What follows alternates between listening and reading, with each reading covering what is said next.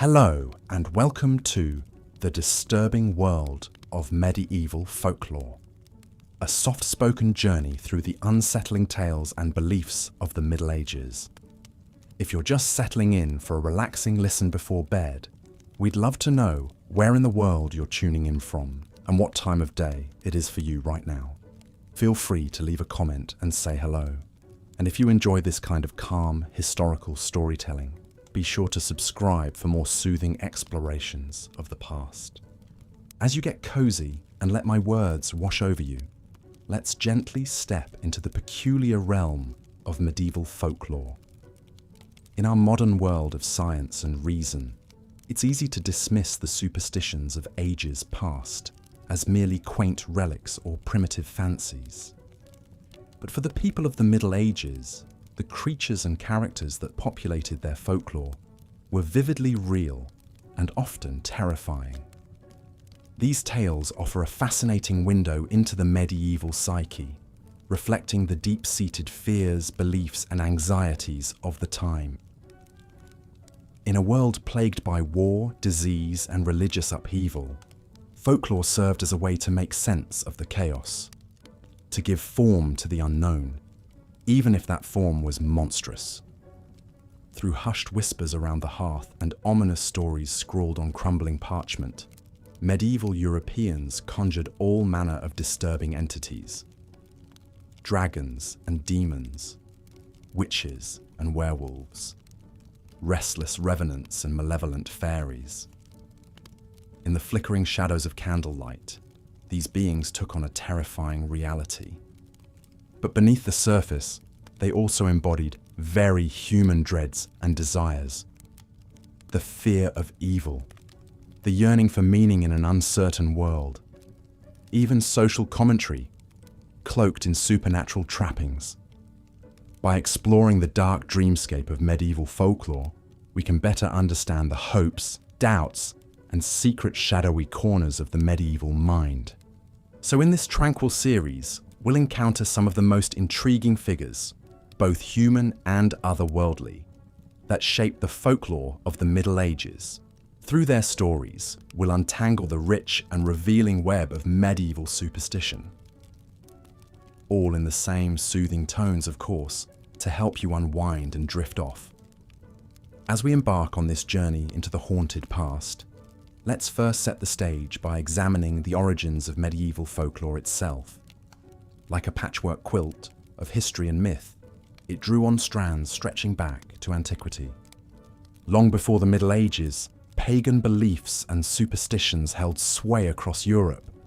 Tales of capricious gods, nature spirits, and fearsome monsters were deeply woven into the fabric of pre-Christian cultures.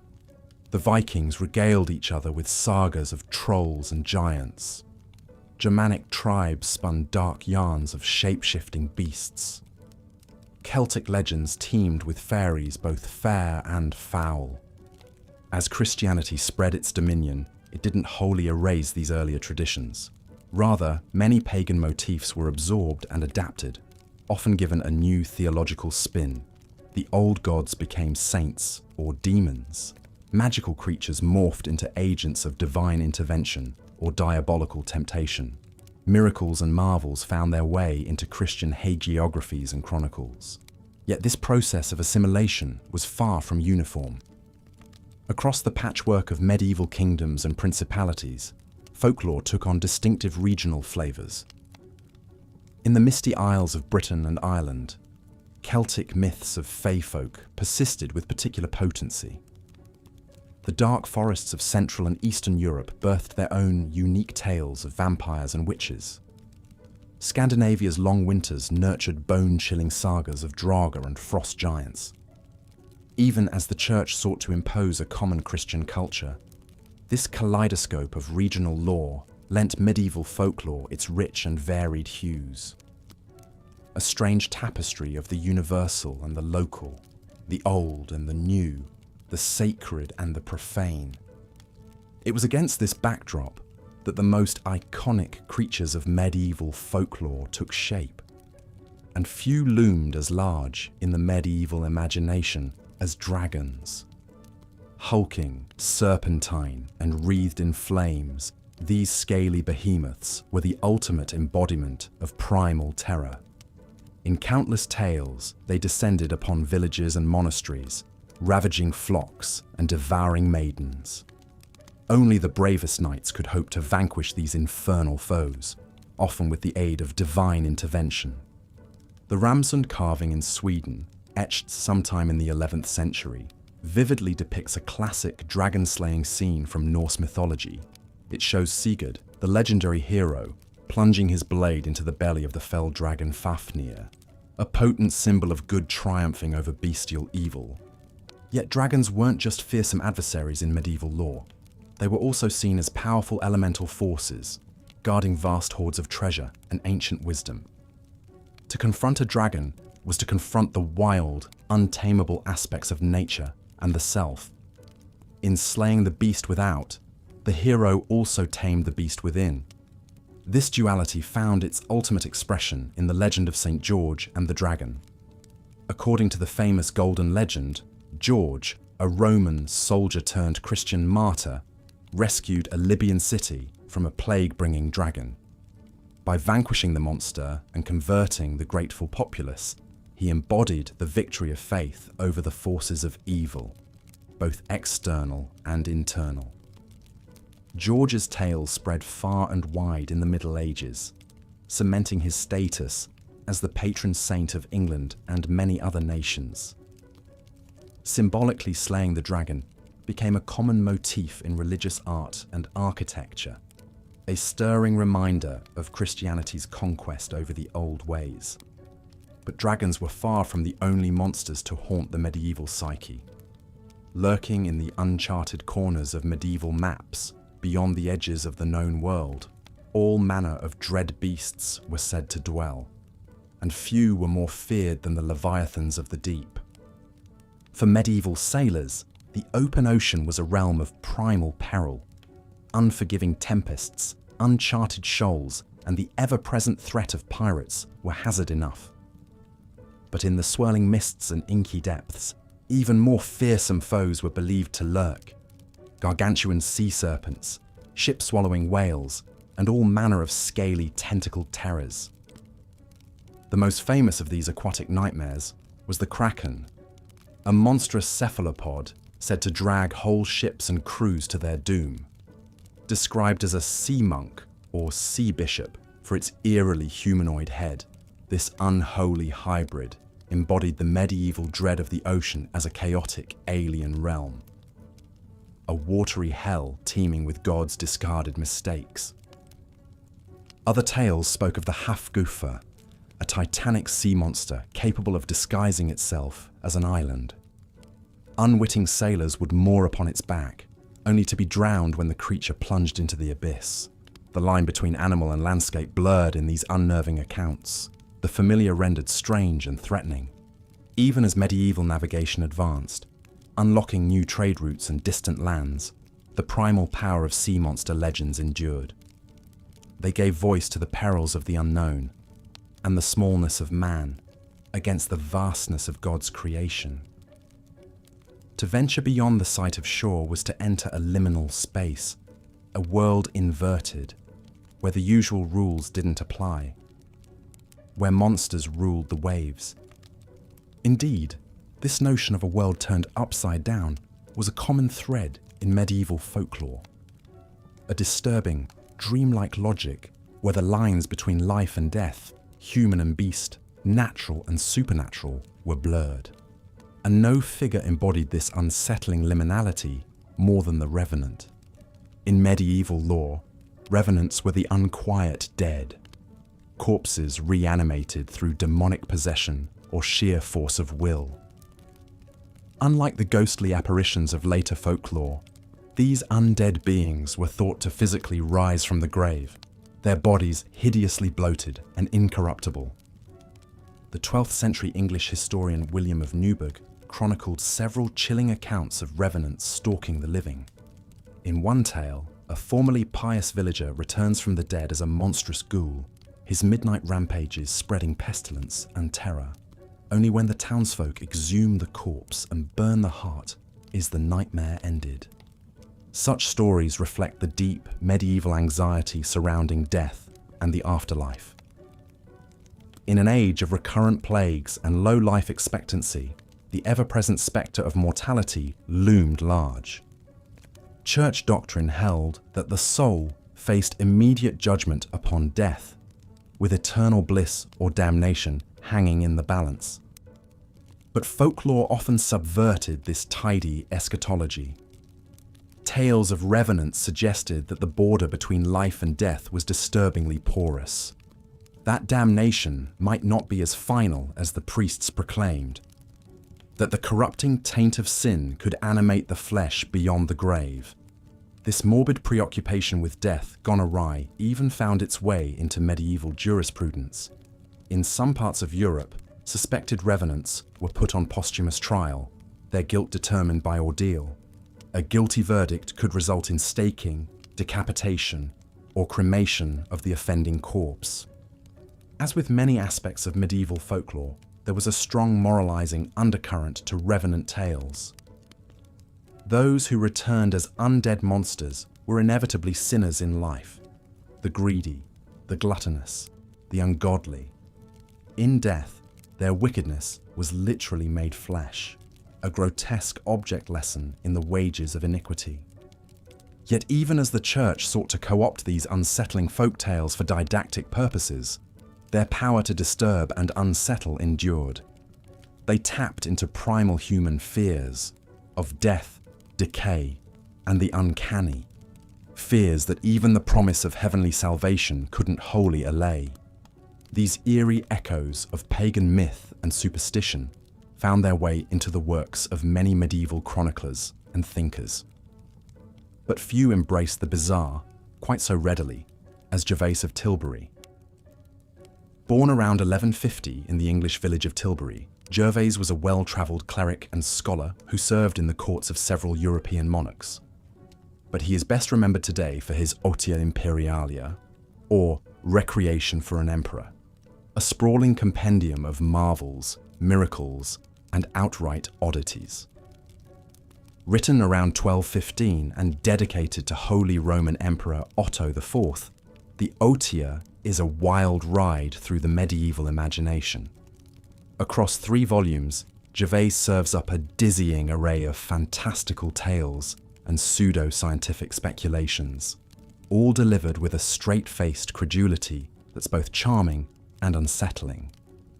In one memorable passage, Gervase recounts the story of a mysterious race of small, swarthy men who emerge from the earth each summer to trade with the locals of Herefordshire. These secret people, as he calls them, vanish back underground come winter, leaving only faint whispers of their presence. Elsewhere, he tells of a monstrous hybrid creature, half man, half lion, captured in the forests of England and presented as a gift to King Henry II. The beast, Gervase assures us, was gentle as a lamb and quickly learned to eat at the royal table. But amidst these marvels are tales of a darker bent. Gervase devotes considerable ink to the malevolent machinations of demons, fairies, and other supernatural entities.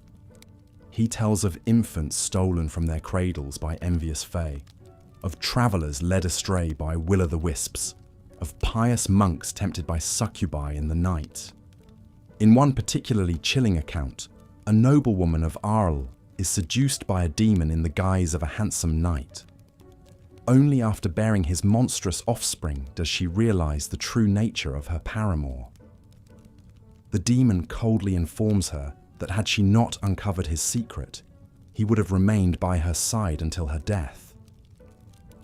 Gervase presents these stories not as mere fictions, but as factual accounts gathered from eyewitnesses and reputable sources. For him, the realm of folklore was not a separate sphere from the natural world, but an integral part of it. Demons and monsters were as real as donkeys and millstones. This curious credulity was not uncommon among medieval scholars. In a world where the boundaries of scientific knowledge were still blurry, where the church taught that unseen forces could intercede in earthly affairs, tales of the uncanny could claim a veneer of truth. Yet even by the standards of his time, Gervas's Otia stands out for its sheer breadth of bizarre beliefs. It's a work that embodies the medieval mindset in all its wonder and terror, its fascination with the strange and the grotesque. In many ways, Gervas was a man caught between two worlds. As a cleric and courtier, he was steeped in the learning and sophistication of the High Middle Ages, yet his work is shot through with the remnants of an older, darker worldview, a pagan cosmos of capricious spirits and chthonic horrors. This tension between Christian orthodoxy and pagan superstition is nowhere more apparent than in Gervas's treatment of fairies. Like many of his contemporaries, he viewed these beings not as the whimsical sprites of later folklore, but as dangerous and deceptive entities capable of great harm. In the Otia, fairies are a constant threat to the unwary traveller or the unbaptized child. They lure men to their doom with unearthly music and beguiling illusions. They replace human infants with sickly, demonic changelings. They spirit away young women to serve as midwives in their otherworldly realms. Gervais tells of a Carthusian monk who stumbles upon a fairy banquet in the forest. Tempted by the sumptuous spread, he pockets a silver goblet as proof of his adventure. But when he returns to his monastery, the goblet has turned to dust, a grim reminder of the ephemeral nature of fairy glamour. In another tale, a young man is lured into a mountain by a beautiful fairy woman. For what seems like 3 days, he enjoys her hospitality and her bed. But when he emerges, he finds that 300 years have passed in the mortal world. His family and friends are long dead, and he himself crumbles to dust soon after. These stories reflect a deep ambivalence towards fairies in medieval culture. On the one hand, they were seen as alluring and otherworldly, possessing knowledge and powers beyond human ken. But they were also profoundly untrustworthy, prone to caprice and cruelty. This dangerous duality found its ultimate expression in the figure of the fairy mistress, a seductive fae who takes a human lover, only to abandon or destroy him in the end.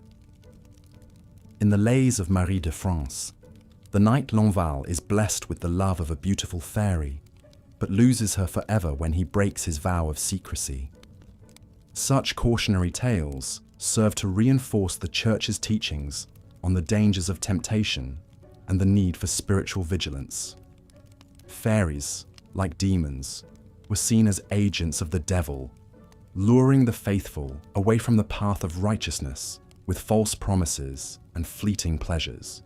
Yet even as clerics railed against the perils of fairy folk, there was a reluctant fascination with these uncanny creatures. In a world increasingly bound by religious doctrine and social hierarchy, fairies represented a tantalizing glimpse of the wild and the free, a return to an older, more primal way of being. This uneasy mix of attraction and repulsion, wonder and terror, runs throughout Gervais's Otia and much of medieval folklore. It's a world where the marvelous and the monstrous are two sides of the same coin, where the line between the real and the unreal is always shifting. In many ways, Gervais's compendium is a fitting symbol of the medieval mindset itself, a strange and often disturbing tapestry of faith and superstition, beauty and grotesquerie. A world where angels and demons walk among us, where the natural and the supernatural bleed together in unsettling ways. It's this unnerving yet intoxicating sensibility that continues to fascinate us today. In a world of science and reason, the irrational still exerts a powerful pull on our imaginations. The monsters and marvels of medieval folklore may no longer haunt our waking hours, but they linger still in the shadowy recesses of our collective psyche. So as we delve deeper into the disturbing world of medieval folklore, let's keep Gervais's curious spirit in mind. Let's approach these ancient tales with a mix of skepticism and wonder, reason and imagination. For in the end, the monsters without can tell us much about the monsters within. On that note, we'll leave Gervais and his unsettling menagerie for now. But don't worry, there are plenty more marvels and nightmares to come. In our next chapter, we'll encounter a different sort of medieval storyteller, one who used folklore as a tool for satire and social commentary. Until then, sweet dreams. As the medieval mind grappled with the mysteries of the natural world and the impenetrable workings of fate, folklore became a way to make sense of the inexplicable, to find meaning in the face of life's harsh realities. In an age where death was ever present, stalking the young and old alike, it's little wonder that the spectre of mortality loomed large in the popular imagination. One of the most enduring and unsettling motifs to emerge from this preoccupation with death was the dance of death, or danse macabre. This allegorical concept, which gained widespread currency in the late Middle Ages, vividly depicted the universality of death, showing how it would inevitably come for people of all stations and walks of life. In countless artworks from the period, we see the grim figure of death, often portrayed as a grinning skeleton, leading a procession of individuals from all rungs of the social ladder, kings and commoners, bishops and beggars, young and old, in a haunting dance toward the grave. These morbid tableaus served as a reminder of life's fleeting nature and the foolishness of earthly vanity in the face of our shared mortal destiny.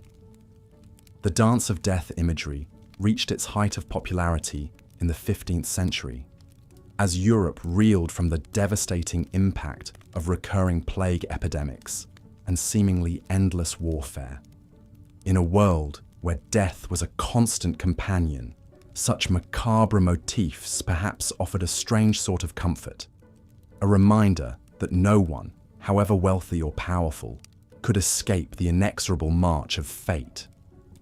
Some of the most striking depictions of the dance of death can be found in the woodcut prints of the German artist Hans Holbein the Younger.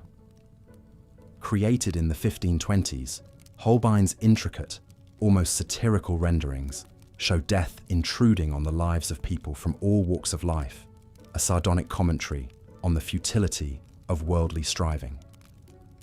In one memorable scene, death accosts a plump abbot, eagerly pulling him into the dance as the clergyman clutches vainly at his rosary. In another, a knight in full armor attempts to fend off death's advances with his sword, a poignant reminder of the limits of earthly might. Kings, paupers, lovers, and merchants, all are equal partners in Holbein's morbid ballet. The dance of death was more than just a cultural meme. It served important social and religious functions as well. By depicting death as the great leveler, it reinforced the Church's message about the importance of leading a pious life and eschewing worldly temptations. At the same time, it gave expression to the profound anxieties and sense of helplessness that pervaded medieval society in the face of famine, plague, and war. Even as the medieval world gave way to the Renaissance and Enlightenment, the dance of death motif continued to exert a powerful hold on the European imagination. Its haunting imagery can be seen in everything from the ghoulish skeletons of Baroque tomb sculptures to the Gothic fantasies of the Romantic Age. Indeed, the unsettling symbolism of the danse macabre foreshadowed the emergence of the modern Gothic horror genre in the 18th century. In the fog-shrouded graveyards and crumbling castles of writers like Horace Walpole and Anne Radcliffe, we can detect echoes of the medieval fascination with death and the uncanny. And what is Gothic fiction if not an exploration of those primal fears that haunted the medieval mind? The terror of the grave, the dread of the unknown, the uneasy sense that the boundary between the living and the dead is more porous than we'd like to believe. From the vampires and revenants of folk tales to the ghosts and ghouls of Gothic romance, the legacy of medieval folklore's morbid preoccupations lives on. Even in our modern, scientifically enlightened age, vestiges of these old superstitions and beliefs still linger, surfacing in everything from ghost stories around the campfire to the zombies and vampires that populate our movie screens and TV shows. Perhaps there's something deep in the human psyche that will always be drawn to the dark, the macabre, the things that go bump in the night. As we've seen, medieval folklore is a rich tapestry woven from strands of pagan superstition, Christian belief, and the timeless fears and fantasies that haunt the human imagination. From fairies and monsters to witches and walking corpses, the medieval world was alive with unsettling tales and eerie entities. But for all their strangeness and horror, these old stories also have much to tell us about the lived realities and mental landscapes of the people who told them. In a world where life was precarious and death always close at hand, folklore provided a way to make sense of the chaos, to find meaning and order in the face of the unknown. The medieval mind may seem alien and unsettling to us now, with its ready belief in the supernatural and its morbid fascination with death and the grotesque. But perhaps, in the end, the fears and fantasies it expressed are not so different from our own. After all, don't we still tell ourselves stories to cope with the darkness, to find a way through the uncharted wilderness of our own psyches? From the flickering shadows of the medieval fireside to the eerie glow of the movie screen, the power of folklore to disturb and delight us endures. As long as there is fear and wonder in the human heart, these old tales will continue to weave their spell, inviting us to peer into the dark mirrors of our own imaginations. And so, as we draw our exploration of medieval folklore to a close, we are left with a renewed appreciation for the power of stories to illuminate the human condition, to give shape and substance to our deepest fears and most ardent longings. In the end, perhaps the real lesson of these unsettling tales is that the monsters we imagine say more about us than they do about the world outside. They are reflections of the strange and marvelous workings of the human mind, in all its darkness and all its wonder. So the next time you find yourself shivering at a ghost story or jumping at a bump in the night, remember, you're part of an ancient tradition, one that stretches back through the centuries to the haunted forests and fog-shrouded castles of the medieval imagination. And who knows, perhaps someday, centuries from now, our own fears and fantasies will be the stuff of legend, the folklore of a future age, no less strange and unsettling than the tales that troubled the sleep of our medieval forebears. For in the end, the power of folklore lies not in the truth or falsity of its claims, but in its ability to give voice to the deepest, most primal stirrings of the human heart. It is a mirror held up to our own souls, reflecting back to us the wonders and the terrors that lurk within. And as long as there are stories to tell and imaginations to spin them, that mirror will never lose its power to enchant and unsettle us. So embrace the darkness, dear listener. Let the tales of the past whisper their secrets in your ear. And know that in the timeless realm of folklore, the boundary between the real and the imagined, the living and the dead, is ever a shifting, shadowy thing. Sweet dreams. As we've seen, medieval folklore was rife with tales of malevolent fairies and impish sprites that delighted in tormenting hapless humans. But perhaps no creature struck more fear into the medieval imagination than the werewolf. Since ancient times, there have been stories of men transforming into wolves. But in the Middle Ages, belief in werewolves reached a fever pitch. It was thought that a person could become a werewolf through witchcraft, a curse, or even donning a wolfskin belt. Once transformed, the werewolf was consumed by bestial urges, driven to stalk the forests and devour livestock, or even human prey. One notorious alleged werewolf was Peter Stump, a 16th century German farmer. Under torture, Stump confessed to practicing black magic for decades and transforming into a monstrous wolf. In his lupine form, he claimed to have killed and eaten 14 children, 2 pregnant women, and countless animals. While Stump's confession was extracted by horrific means, It reflects the very real paranoia about werewolves that gripped medieval society. But werewolves weren't the only beings thought to inhabit the wilderness outside human settlements. Many folk tales spoke of the Wodwos or wild man, a hairy, club-wielding humanoid creature that roamed the deep forests. Sometimes the wild man was depicted almost like a noble savage, possessing an uncorrupted, primal wisdom. But more often, he embodied the medieval fear of ungodly, uncivilized nature, red in tooth and claw. Perhaps the wild man represented anxieties about the tenuousness of medieval civilization and how quickly a man removed from society might revert to baser instincts. Across medieval literature and art, civilized life is often contrasted with the chaotic savagery of the wilderness, a precarious dichotomy that the wild man and werewolf threaten to upend. These bestial beings can be seen as liminal figures, straddling the boundary between man and beast, civilization and wilderness, order and chaos.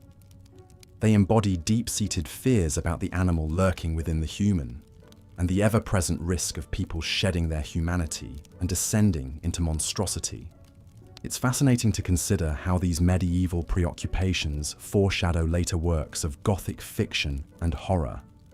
The werewolf would stalk the pages of many a penny dreadful, and the trope of civilized people going native and regressing to savagery would be explored by authors like Joseph Conrad.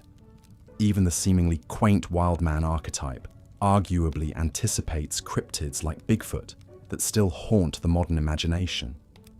So while tales of werewolves and wild men may seem outlandish to us now, for medieval people, these creatures were very much a part of their mental landscapes of fear. Lurking at the edges of the civilized world, they embodied the ever-present threat of humanity's wild nature, overwhelming the fragile trappings of civilization. But of course, the medieval terror of the monstrous was not confined merely to the world of beasts and cryptids. In many ways, the most horrific figure of all was that of the witch, the evil sorcerer who consorted with devils to cast curses and destroy the innocent. And it's to the medieval preoccupation with witchcraft that we turn our attention next. Throughout the Middle Ages, belief in magic and witchcraft was widespread. While the Church condemned sorcery as a demonic art, common folk often resorted to charms, spells, and potions for protection or to influence fate. Over time, the concept of the diabolical witch who gained malevolent powers through a pact with Satan became increasingly feared and reviled. The late Middle Ages saw a veritable witch craze, with witchcraft blamed for everything from blighting crops to souring milk to causing impotence. Accusations flew, and the mere hint of sorcery could turn neighbour against neighbour. Inquisitors and magistrates developed elaborate methods to prove a suspected witch's guilt, often through brutal means. One common test was the ordeal by water, in which the accused witch was stripped naked, bound, and thrown into a lake or river. If she sank, she was declared innocent, but if she floated, as an unnatural witch surely would, then she was guilty and promptly executed. Another notorious method was pricking a witch's skin to find the devil's mark, an insensitive spot where Satan's claw had touched her. Of course, such tests were heavily rigged against the accused from the start. Perhaps most influential in stoking the fires of witch-hunting fever was the 1487 treatise Malleus Maleficarum, or Hammer of Witches. This lurid manual, written by German clergyman Heinrich Kramer, was filled with accounts of witches' evil deeds gained through torture and hearsay. It portrayed witchcraft as a vast, malevolent conspiracy against Christendom that needed to be ruthlessly stamped out. Kramer described witches as depraved women driven by perverse lust, who copulated with the devil and his demons at debauched sabbats. These sorceresses were accused of blighting crops, cursing enemies, corrupting priests and murdering babies. The ultimate early modern folk devils. The Malleus Maleficarum went on to become a kind of witch hunter's Bible, fueling the persecutions that would claim thousands of lives.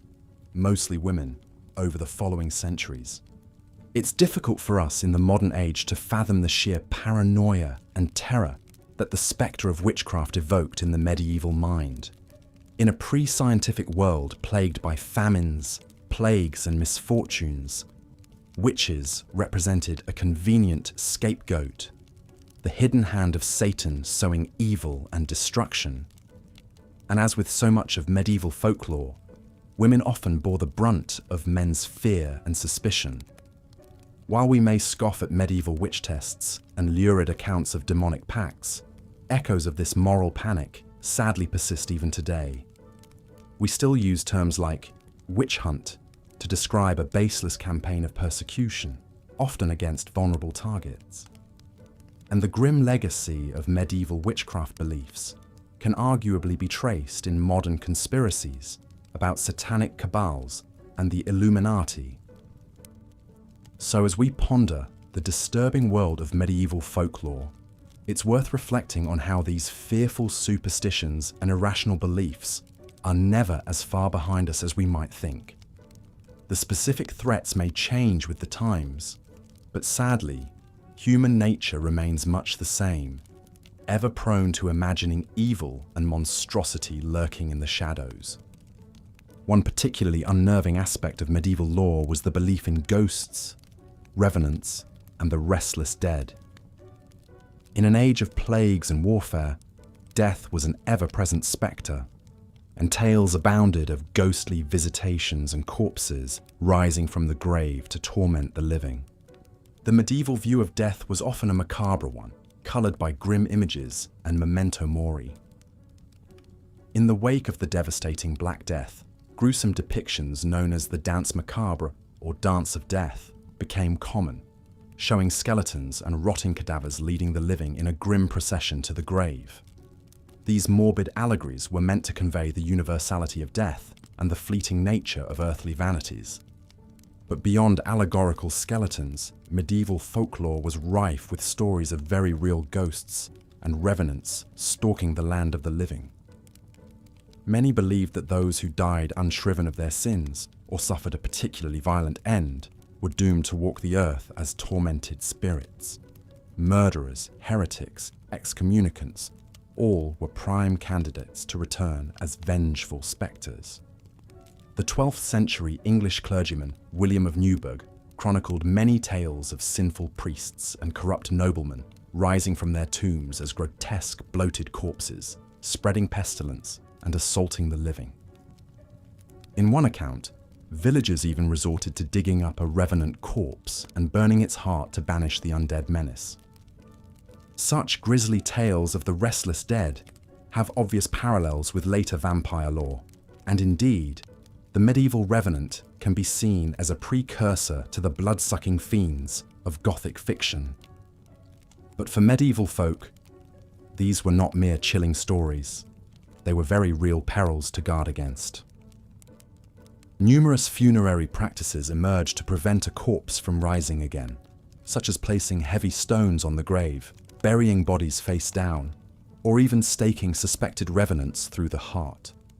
Apotropaic items like garlic, iron nails, or holy water were also employed in an attempt to keep the dead at rest. All of this macabre lore reflects the deep-seated medieval anxiety around death and decay, and the pervasive belief that the veil between the living and the dead was perilously thin. In an age where mortality loomed so large, is it any wonder that ghosts and ghouls featured so prominently in the medieval imagination?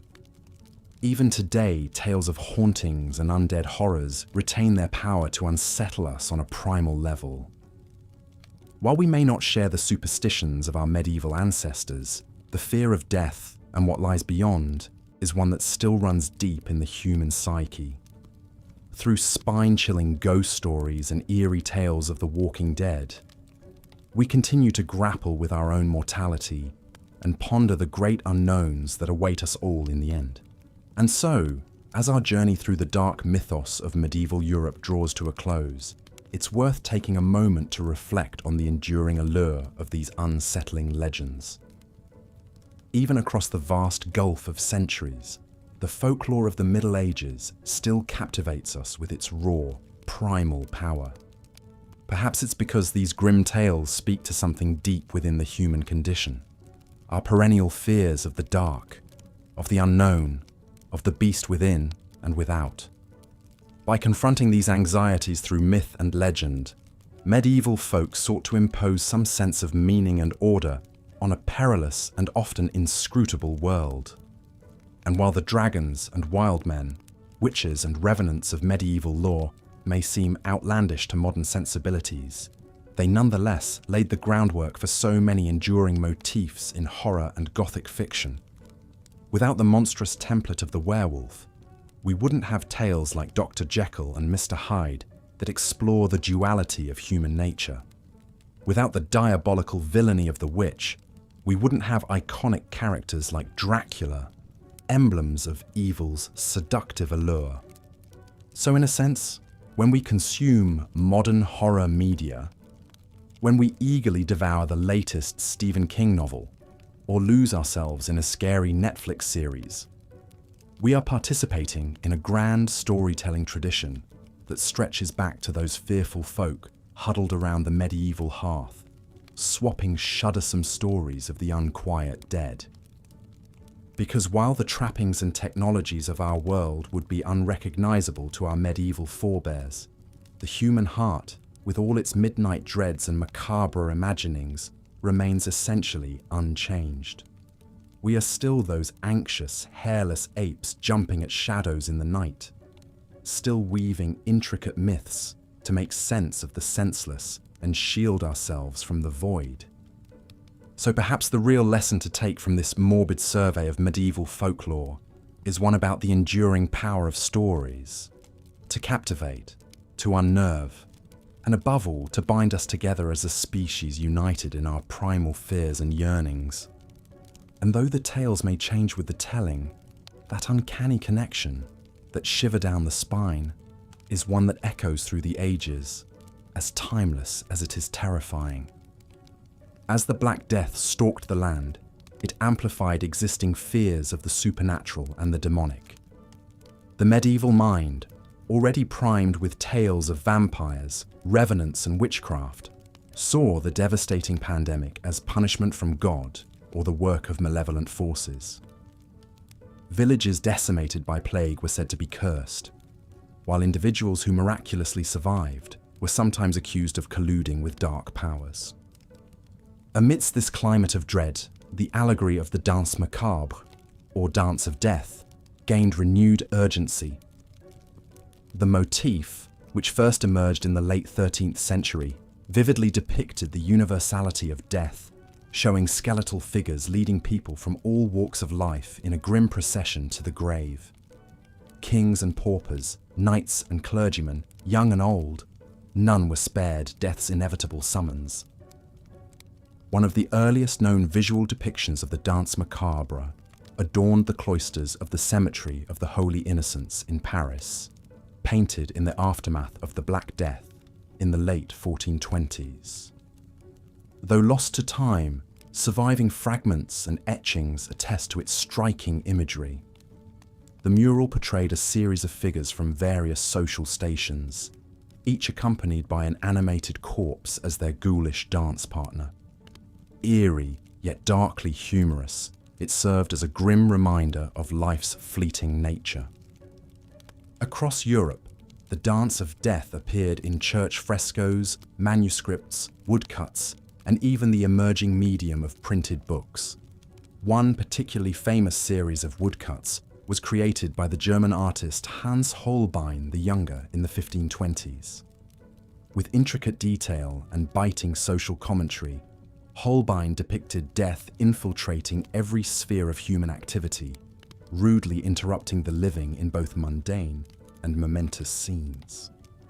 While the Black Death was undoubtedly a catalyst for the spread of the Danse Macabre, the motif also reflected a broader late medieval preoccupation with human mortality. The ravages of plague were compounded by the carnage of the 100 Years' War and frequent famines, making death an ever-present spectre for rich and poor alike. In a world where life was often nasty, brutish and short, macabre imagery became a way to confront and even mock the Grim Reaper's power. The Dance of Death was more than just a morbid, artistic trope, however. It also served a moralizing function, reminding viewers of the importance of living a virtuous life in preparation for Judgment Day. Many depictions included skeletons holding mirrors, hourglasses or shovels, symbolizing vanity's folly and time's inexorable march. Preachers seized upon the allegory to warn against earthly attachment and extol the eternal, as church walls and cemeteries became canvases for ghastly memento mori. Yet even as the Dance of Death promulgated a message of pious detachment, it also conveyed a certain egalitarian undertone. By presenting death as the great leveler, the motif subtly critiqued the rigid social hierarchies of the age. Peasants could take grim satisfaction in seeing death rudely yank bishops and barons into the great beyond. The richer and more powerful, it implied, had just as far to fall as the lowly and meek. The appeal of the danse macabre gradually waned in the centuries following the medieval period, but its haunting imagery left an indelible mark on the European psyche. Echoes can be seen in the ghastly skeletons adorning Elizabethan memento mori rings, the ghoulish phantasmagoria of Victorian Gothic fiction, and the skeletal protagonists of modern films like The Seventh Seal and Coco. Even today, as we euphemistically speak of death and taxes, or cynically jest that the graveyard is the only true democracy, we unknowingly channel that quintessentially medieval gallows humour in the face of life's one universal constant. The Dance of Death may have emerged from the particular anxieties of the medieval world, but it tapped into deeper human fears and fascinations. The unsettling idea that death could come for anyone at any time, the wry catharsis in confronting it through morbid humour, the conviction that how we face our end matters more than earthly status. These are sentiments that still resonate across the centuries. Medieval men and women found some cold comfort in the danse macabre. So too might we recognise our common fate in its grinning, ghastly ranks. But the impact of medieval folklore extends well beyond the Dance of Death. The unsettling tales and superstitions of the Middle Ages, however alien they may seem to us today, laid the foundations for many enduring facets of popular culture. From the vampires and werewolves of Gothic fiction to the witches and fairies of modern fantasy, the archetypes born in medieval storytelling continue to stalk our collective imagination. Consider, for instance, the vampire, that undead creature of the night who subsists on the blood of the living. While the term vampire itself only emerged in the 18th century, the idea of malevolent revenants who preyed upon humans dates back to ancient times. But it was in the medieval period that these disparate folk beliefs coalesced into something resembling the literary vampires we know today. Medieval chroniclers wrote of creatures called revenants or Nachtzehrer, shambling corpses that rose from the grave to terrorize their former communities. These undead beings were often associated with outbreaks of plague, as if the pestilence itself had reanimated the dead. To prevent their nocturnal predations, various gruesome measures were prescribed, such as driving stakes through corpses or placing bricks in their mouths. Such lurid tales paved the way for the first true literary vampires of the 18th century, like the titular terror in John Polidori's 1819 story, The Vampire. Later Victorian writers such as Sheridan Le Fanu and Bram Stoker fleshed out the vampire mythos, drawing heavily on Eastern European folklore with medieval roots. Even as vampires have evolved in popular culture, from the tormented romanticism of Anne Rice's Lestat to the sparkly heartthrobs of Twilight, they still retain traces of their medieval forebears, the undead revenant, the plague-bringer, the seducer and despoiler. Werewolves, too, can trace their literary lineage back to the Middle Ages. While tales of humans transforming into animals are found in the mythologies of many cultures, the specific idea of the werewolf, a man who becomes a ravening beast under the full moon, took shape in medieval folklore. Werewolves were seen as embodiments of man's bestial nature, the id unleashed by diabolical or occult forces. One of the earliest recorded werewolf tales comes from the 12th century chronicler Gervase of Tilbury, who recounted the story of a nobleman encounters a talking wolf in a forest. The wolf reveals himself to be a cursed knight, condemned to spend years in lupine form as penance for his sins. This sympathetic, even tragic portrayal presages later literary werewolves like the tortured protagonists of Guy Endor's The Werewolf of Paris or Universal's The Wolfman. Of course, not all medieval monsters received such nuanced treatment in modern adaptations. The wild men, those hirsute, club-wielding savages believed to haunt the untamed forests, evolved into the dim-witted, lumbering ogres of fairy tales and fantasy. Dragons, while still presented as formidable foes, often lost their satanic associations, becoming symbols of elemental chaos or even noble beasts in their own right. And the fairies of medieval lore, those capricious, often malevolent creatures who meddled in mortal affairs, underwent perhaps the most radical transformation of all. In the saccharine realm of Disney and Victorian children's tales, fairies became tiny, twinkly beings, more prone to mischief than malice. Only in recent years have writers like Susanna Clarke and Neil Gaiman sought to recapture some of the dangerous allure of the medieval fairies, those perilous spirits who haunted the wild places beyond human dominion. But it is not just the creatures and characters of medieval folklore that have endured in our modern imagination. The deeper themes and anxieties they embody still resonate with us, even if we are less inclined to interpret misfortune through a supernatural lens.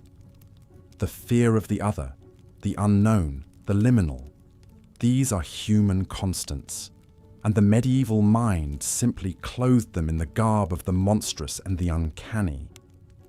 When medieval peasants spun tales of witches blighting crops or changelings supplanting children, they were grappling with the capricious cruelty of fate in a world where so much lay beyond their control or comprehension. When they populated the wild places with dragons and woodwoosies, they were projecting their fears of the untamed and the uncivilized onto the landscape. And when they whispered of revenants stalking plague-ridden villages, they were confronting the implacable spectre of death in a time of harrowing mortality. These anxieties may take different forms today, but they have not vanished. We still fear the stranger, the unknown, the uncontrollable. We still seek to make sense of seemingly senseless misfortune through storytelling, even if we dress it up in the language of conspiracy theories or moral panics rather than hexes and curses. And we still, on some deep level, shiver at the thought of what might lurk in the shadows, of what primal chaos might rear its head and upend our neatly ordered lives. This, perhaps, is the enduring power and fascination of medieval folklore. For all its strangeness and superstition, it speaks to something deeply, perennially human. Those eerie tales whispered by hearthfires on long winter nights.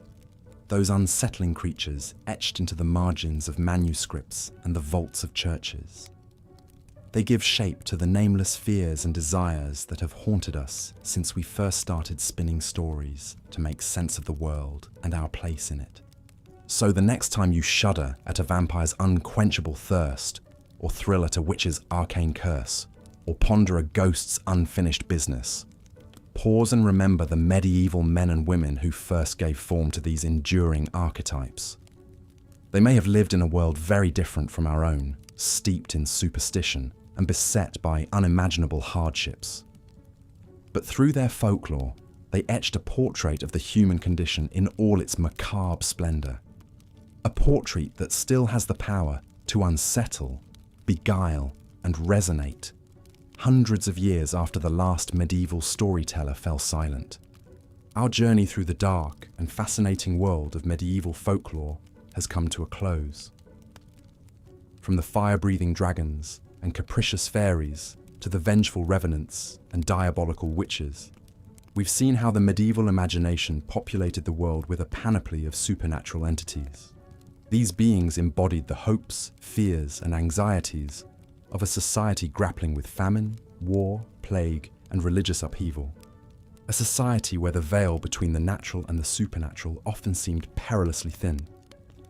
We've met the chroniclers and storytellers who preserved these eerie tales for posterity. Men like Gervase of Tilbury, Walter Map, and Johannes Nider, who trawled the highways and byways of folklore, even as they grappled with theological and philosophical conundrums. And we've seen how medieval folklore laid the foundations for many enduring genres of popular culture, from Gothic literature to modern horror cinema. But more than that, our exploration of medieval folklore has held up a mirror to the human psyche itself. For all their strangeness and specificity, these tales speak to universal fears and desires, the terror of the unknown, the longing for justice in an often capricious world, the uneasy awareness of our own mortality. They remind us that for all our technological and scientific advances, we are still the same storytelling species, spinning yarns to make sense of the world and our place in it. So let us not dismiss the folklore of the Middle Ages as mere peasant superstition or historical curiosity. Let us instead marvel at the ingenuity and resilience of the medieval mind, which confronted the darkest aspects of the human experience and transmuted them into tales of wonder, horror, and cautionary wisdom. And let us appreciate how those tales continue to resonate down the centuries, speaking to the deep reservoirs of fear and awe within us all. The medieval world may be long gone, but its dreams and nightmares still haunt us. The faces and names may change, but the stories remain, told and retold around campfires, in books and films and video games, wherever people gather to peer into the darkness and wonder what might be peering back. In this way, the folklore of the Middle Ages lives on, an unbroken thread of storytelling, stretching back to when our ancestors first huddled around hearths and whispered of the monsters in the shadows. And so we come to the end of our journey through the disturbing and captivating world of medieval folklore. But the tales, of course, go on, as they always have and always will, as long as there are stories to tell and people to listen in rapt, shivering attention.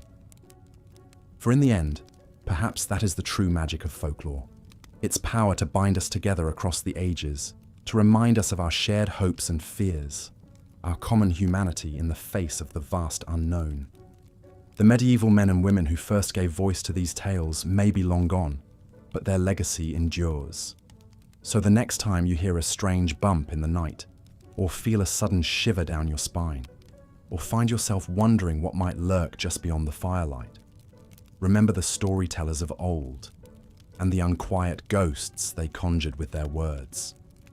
And know that you are part of an ancient, ongoing conversation between the human imagination and the dark mysteries of the world. And with that thought, dear listener, I bid you good night. May your dreams be untroubled by the spectres of the past, or if they are, may you find in them not terror, but a strange and thrilling wonder. For in the end, perhaps that is the greatest gift of medieval folklore. The reminder that even in the darkest of times, the human spirit endures and finds a way to spin light and meaning from the shadows.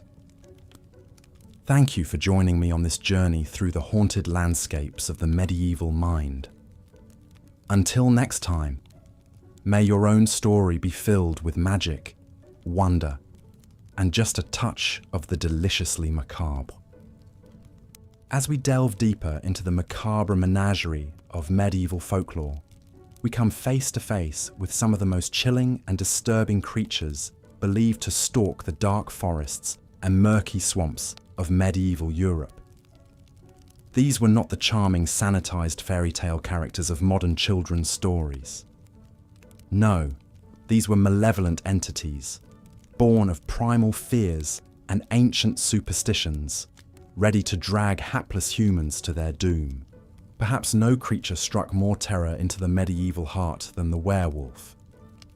The idea of a man transforming into a ravenous wolf-like beast under the light of the full moon is one of the most enduring and pervasive myths in folklore around the world.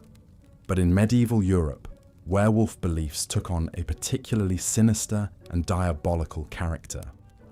Werewolves, or lycanthropes as they were sometimes called, were seen as humans who had made a pact with the devil, selling their souls in exchange for the ability to shapeshift into wolves.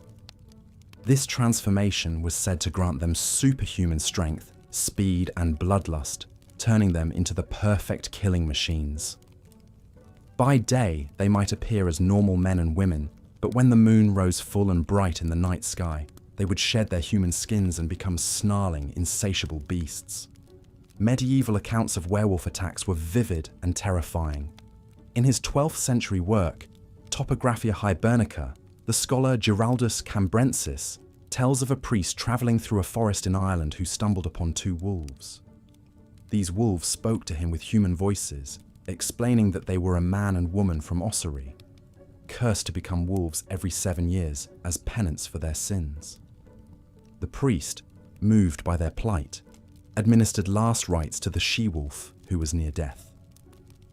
Upon vanishing into the forest, the male wolf returned with a sheep carcass to feed his dying companion, a strangely poignant scene amidst the horror.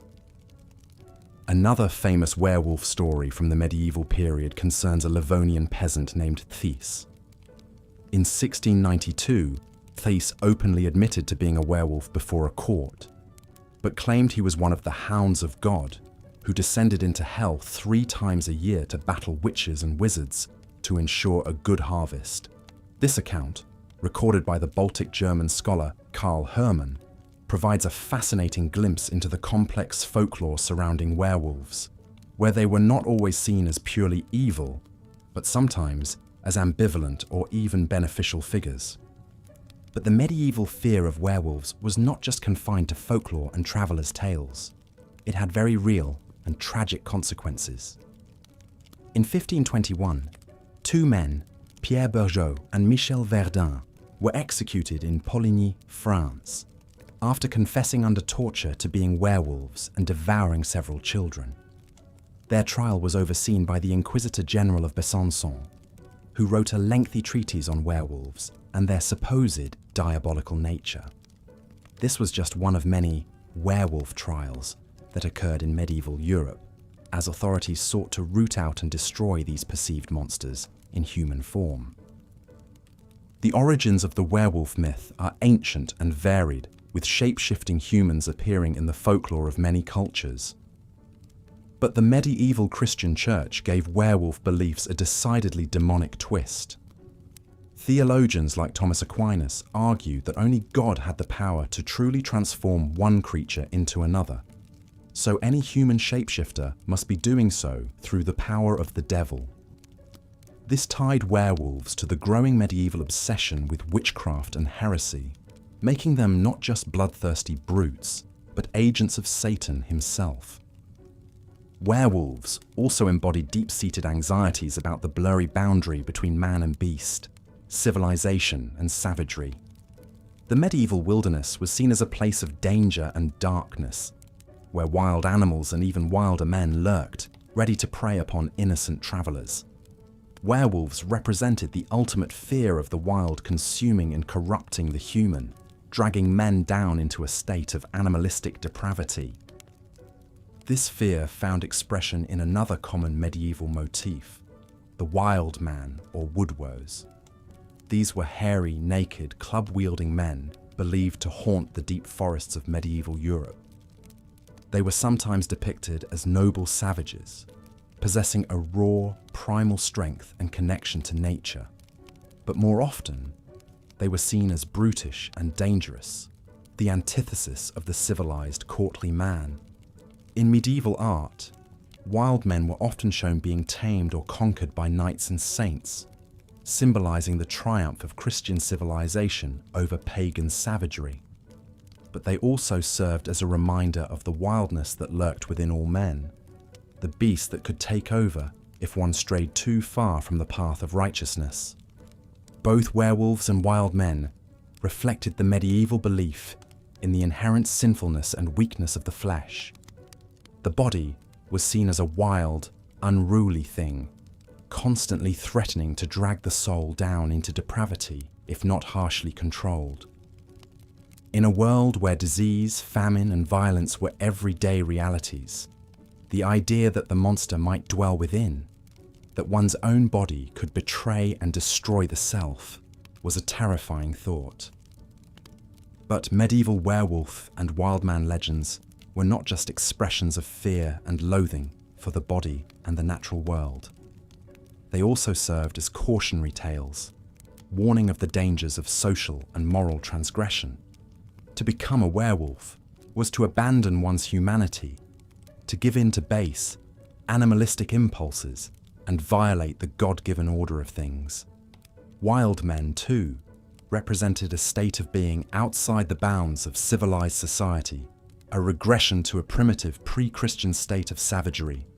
In this sense, werewolf and wild man stories reinforce the importance of cleaving to one's proper place in the social hierarchy, of submitting to authority both secular and religious. To stray from the path, to give in to temptation and sin, was to risk losing not just one's soul, but one's very humanity. As the Middle Ages progressed, werewolf beliefs began to merge and overlap with the growing witch hunts that swept across Europe. Accused witches were often charged with shape-shifting into animals, including wolves, to carry out their nefarious deeds. The ability to transform into a wolf became yet another supposed sign of a witch's diabolical pact, further blurring the lines between folklore and reality. One particularly infamous case was that of Peter Stump, a German farmer executed in 1589. Under torture, Stump confessed to being a werewolf for over 25 years, claiming the devil had given him a magic belt that allowed him to transform into a monstrous wolf. In this form, he claimed to have killed and eaten 14 children, 2 pregnant women, and countless livestock. Stump was brutally executed on the breaking wheel, his flesh torn with red-hot pincers, his limbs broken, and his body finally beheaded. His head was placed on a pole as a warning to other would-be werewolves and witches. The Stump case highlights the increasingly sadistic and hysterical nature of werewolf and witch trials in the later medieval and early modern period. No longer just the stuff of campfire tales and lurid travelers' accounts.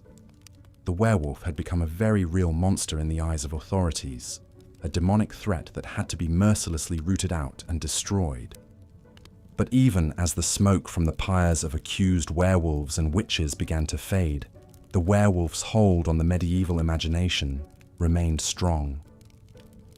In popular festivals like the Bavarian Fastnacht, revelers would dress up in wolf pelts and masks, evoking the wild man and werewolf legends in a strange blend of celebration and superstition.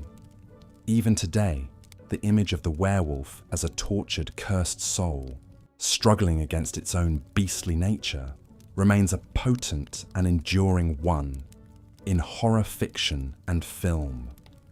Medieval werewolf legends, then, offer a fascinating and unsettling glimpse into the fears, anxieties, and beliefs of the time.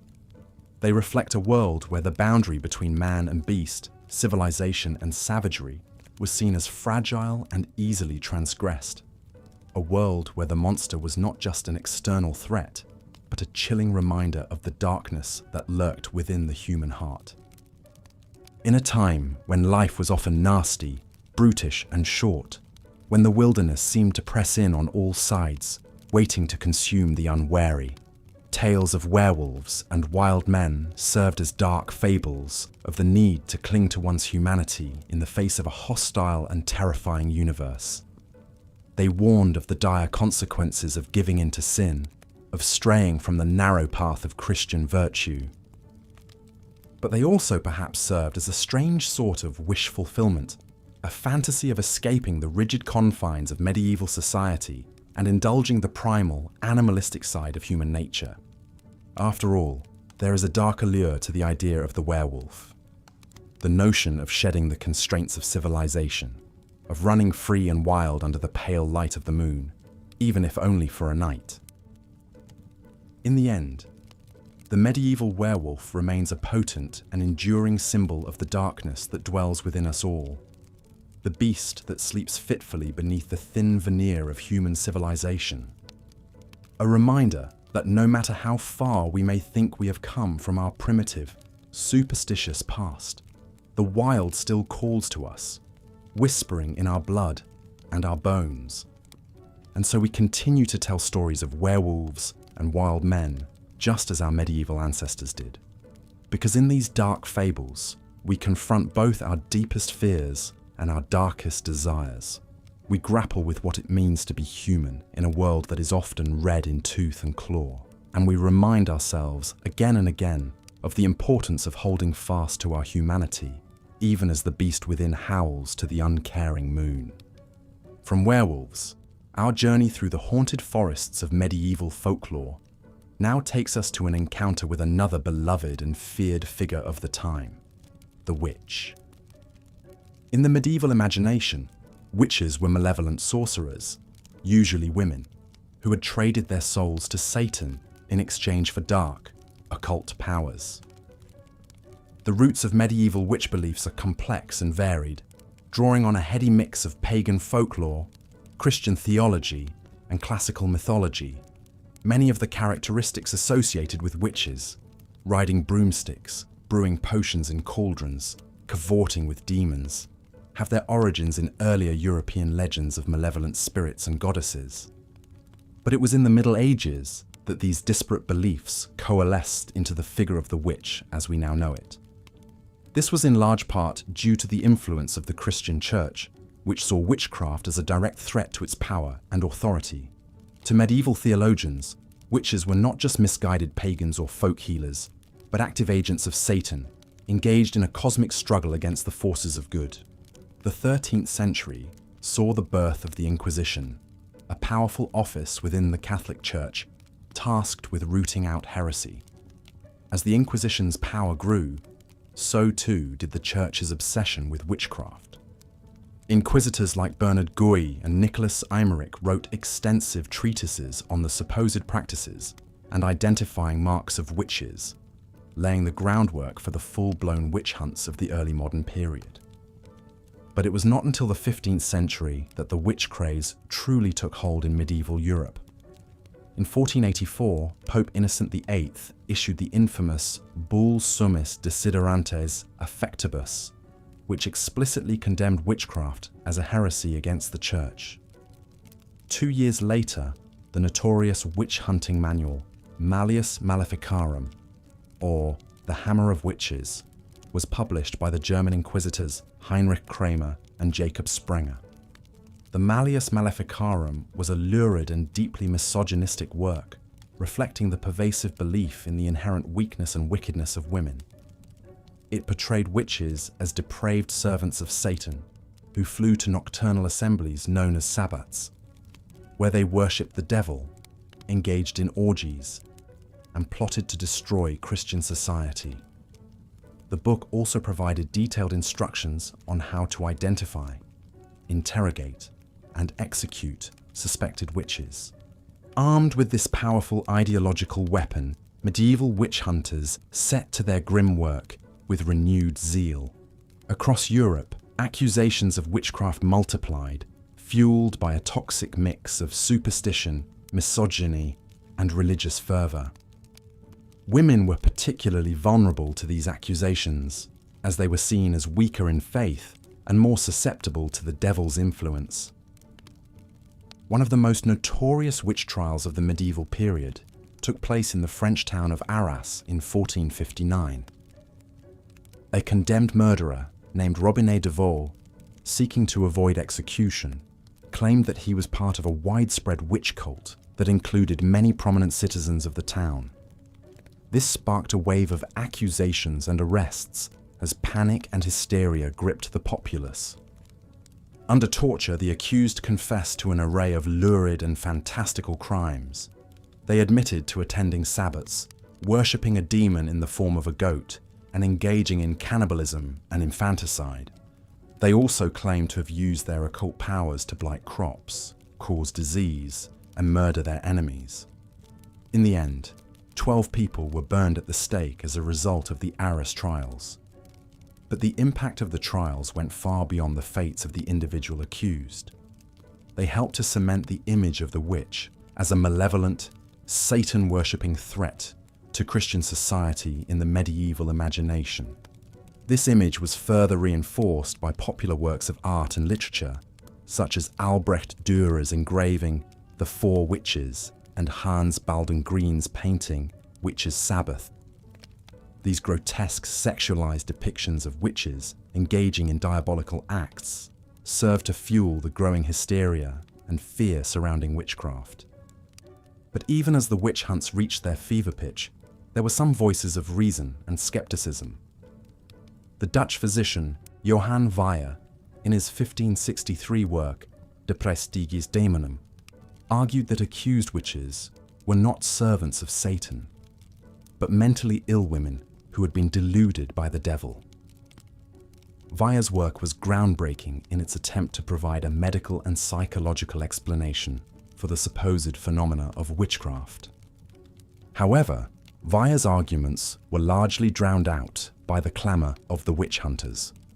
The persecution of alleged witches continued to escalate throughout the 16th and 17th centuries, reaching its horrific apex with the mass witch trials of the early modern period.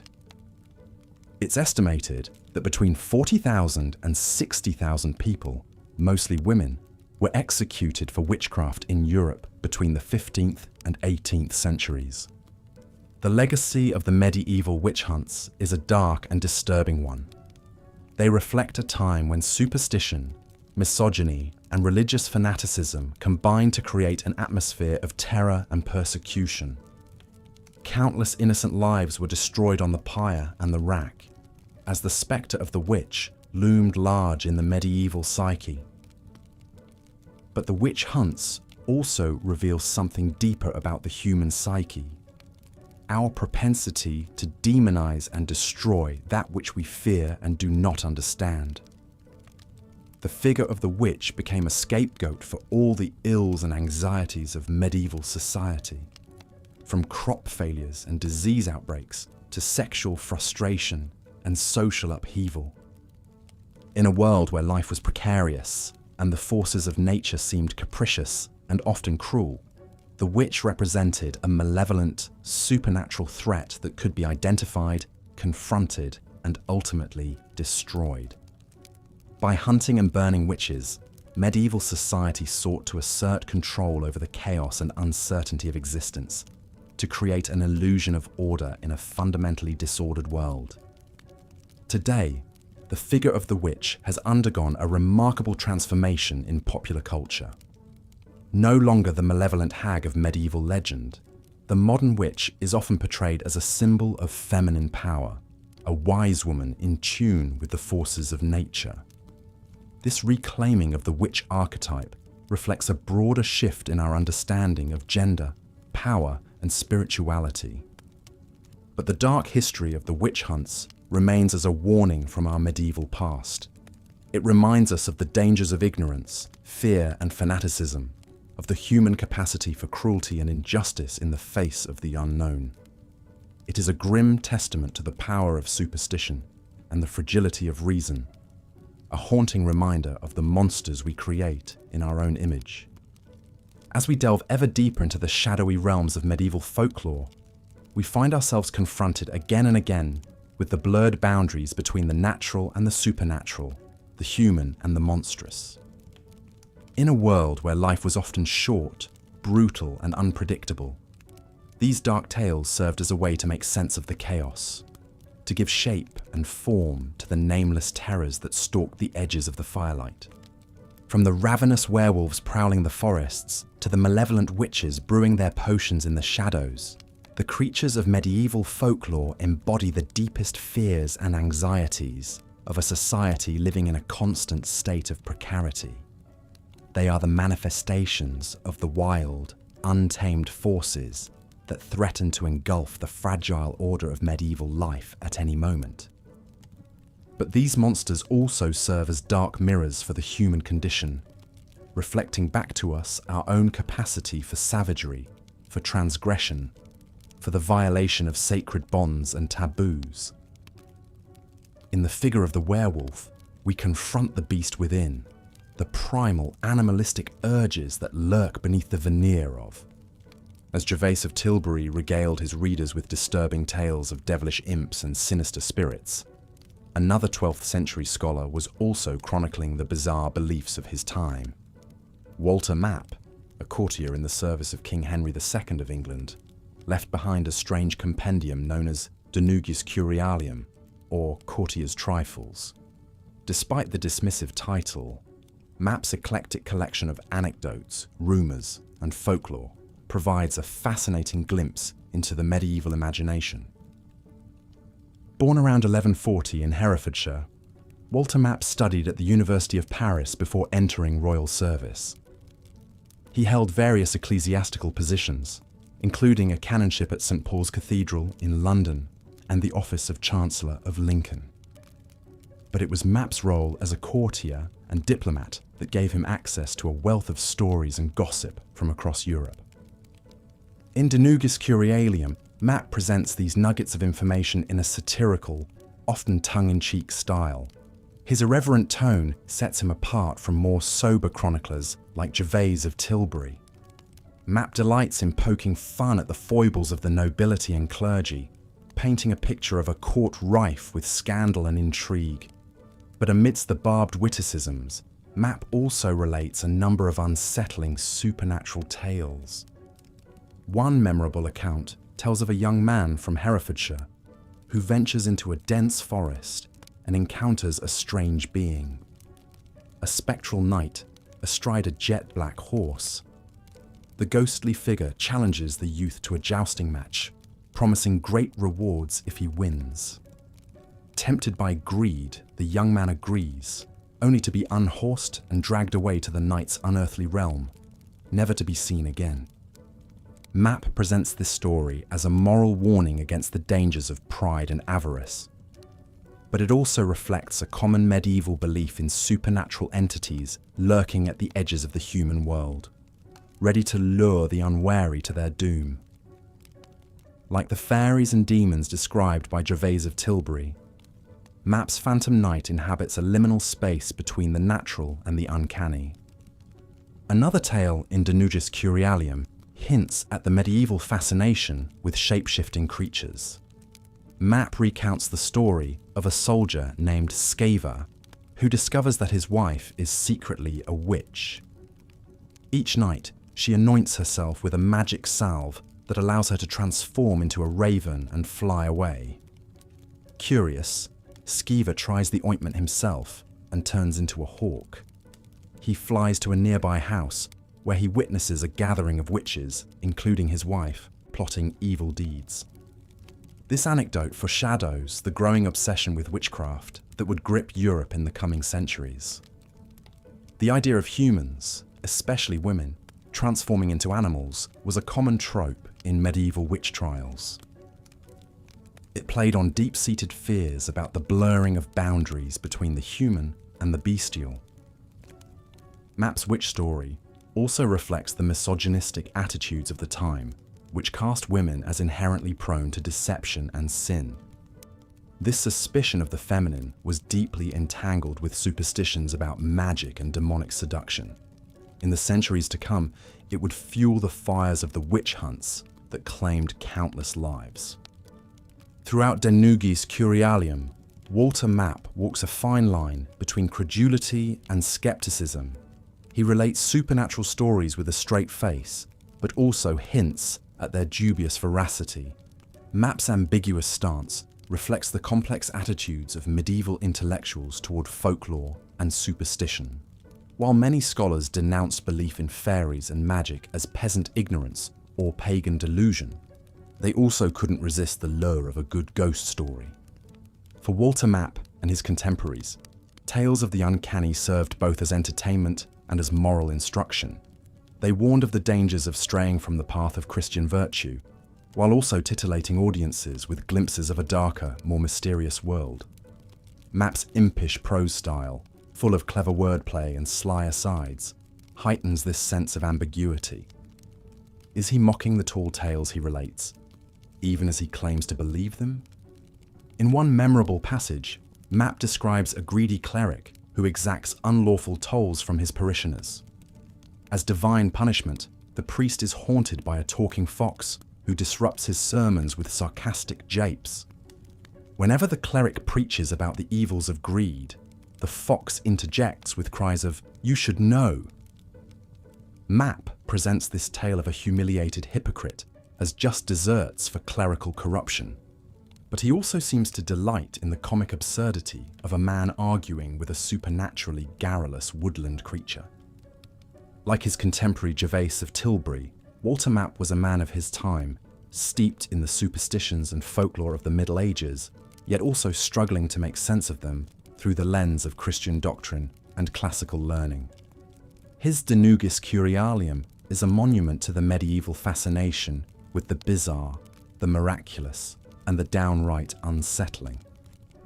Map's book enjoyed wide circulation, with over 50 manuscript copies surviving to the present day. Its influence can be seen in later medieval writers like Gerald of Wales, who also dabbled in tales of the supernatural.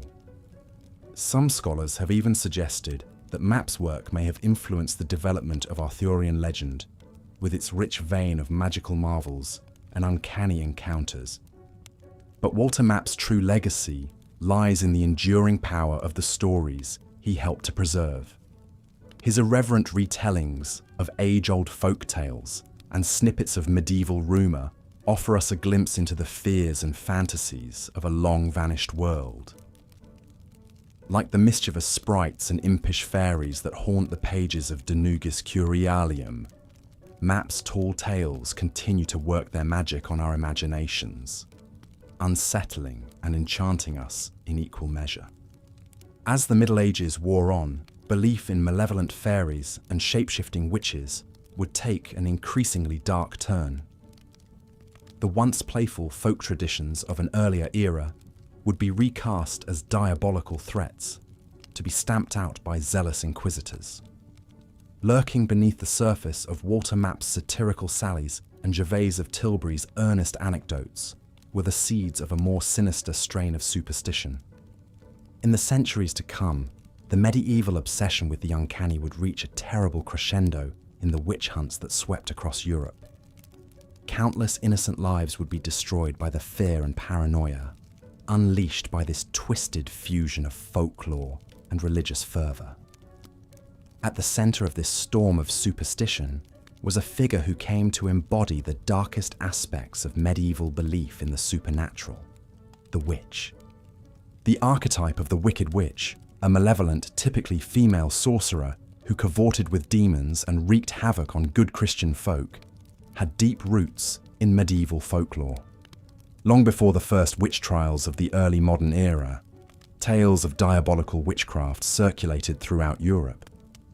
These stories drew on a rich brew of pagan superstitions, biblical traditions, and misogynistic stereotypes. In the popular imagination, witches were seen as the antithesis of proper Christian womanhood. Instead of being chaste, obedient, and pious, they were portrayed as lustful, rebellious, and utterly depraved. Accused witches were often poor, elderly women who lived on the margins of society. Their very existence seemed to threaten the paternalistic order of the medieval world. The late Middle Ages saw an upsurge in fear and fascination with witchcraft, fueled in part by the trauma of the Black Death and the social upheaval of the period. As the old feudal order crumbled and traditional beliefs were challenged by new ideas, many clung ever more tightly to superstition as a source of certainty in an uncertain world. It was in this charged atmosphere that witch trials began to proliferate across Europe. The first major outbreak occurred in the French-Swiss border region in the early 15th century. Over the next 200 years, witch hunts would claim an estimated 50,000 lives, the vast majority of them women. The methods used to root out suspected witches were as cruel as they were absurd. Accused women were subjected to brutal interrogations, often under torture, until they confessed to fantastical crimes like flying to Sabbaths, copulating with demons and blighting crops. Once a confession was extracted, the alleged witch was typically sentenced to death by burning at the stake. One of the most influential texts in the burgeoning field of witch hunting was the Formicarius, or Book of Ants, written by the German theologian Johannes Nieder in the 1430s. Nieder was a Dominican friar and religious reformer who saw the fight against witchcraft as part of a broader crusade to purify the church and stamp out heresy. In the Formicarius, Nieder paints a lurid picture of witches as depraved servants of Satan, who renounced their baptism and engaged in all manner of unspeakable acts. He describes witches flying to nocturnal gatherings where they worshipped the devil, desecrated the Eucharist, and plotted evil deeds against their neighbours. Nieder's vivid accounts of witches' Sabbaths and malefic magic helped to solidify the stereotype of the diabolical witch in the medieval imagination. His work was widely read and cited by later witch hunters, who used it as a kind of field guide for identifying and prosecuting suspected sorcerers. But even as the Formicarius fueled the fires of witch hunting fervour, it also betrayed a deep unease with the very superstitions it sought to combat. Nieder was a learned man, steeped in the scholastic tradition of rational inquiry. He recognized that many accusations of witchcraft were rooted in ignorance, malice, or delusion. In one passage, Nieder relates the story of a woman who was accused of witchcraft after a neighbor dreamed that she had cursed him. Under torture, the woman confessed to a host of fantastical crimes, from flying on a broomstick to giving birth to a litter of monstrous toads. Yet Nieder expresses skepticism about the veracity of these claims, noting that they were extracted under duress and bore all the hallmarks of false confession. This ambivalence reflects the complex attitudes of medieval intellectuals toward witchcraft and superstition. On the one hand, theologians like Nieder saw belief in sorcery as a dangerous delusion, a relic of pagan ignorance that needed to be stamped out. On the other hand, they couldn't entirely dismiss the power of the supernatural, which was woven into the very fabric of Christian doctrine.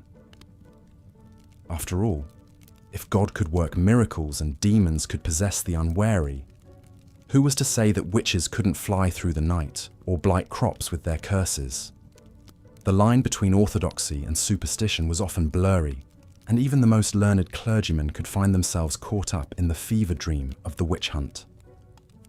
As the medieval world gave way to the early modern era, the witch craze reached its terrible apex.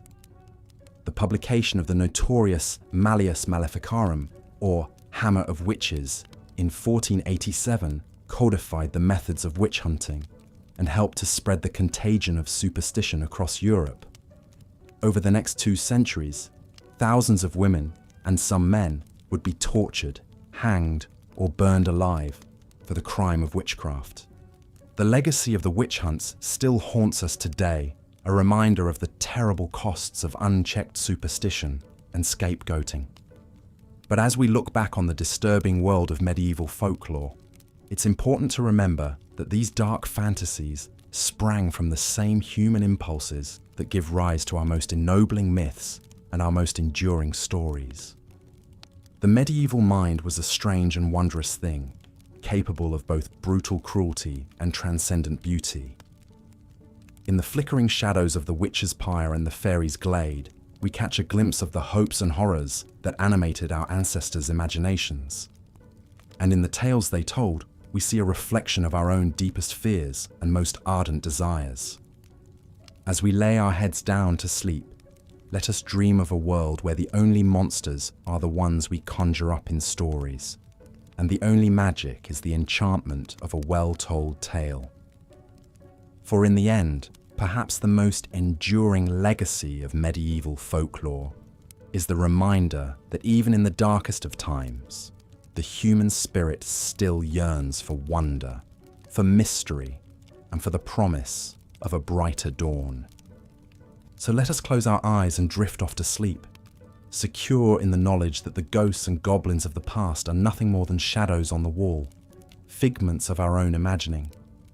And let us dream of a future where reason and compassion triumph over fear and superstition, and where the only witchcraft we practice is the magic of kindness and understanding.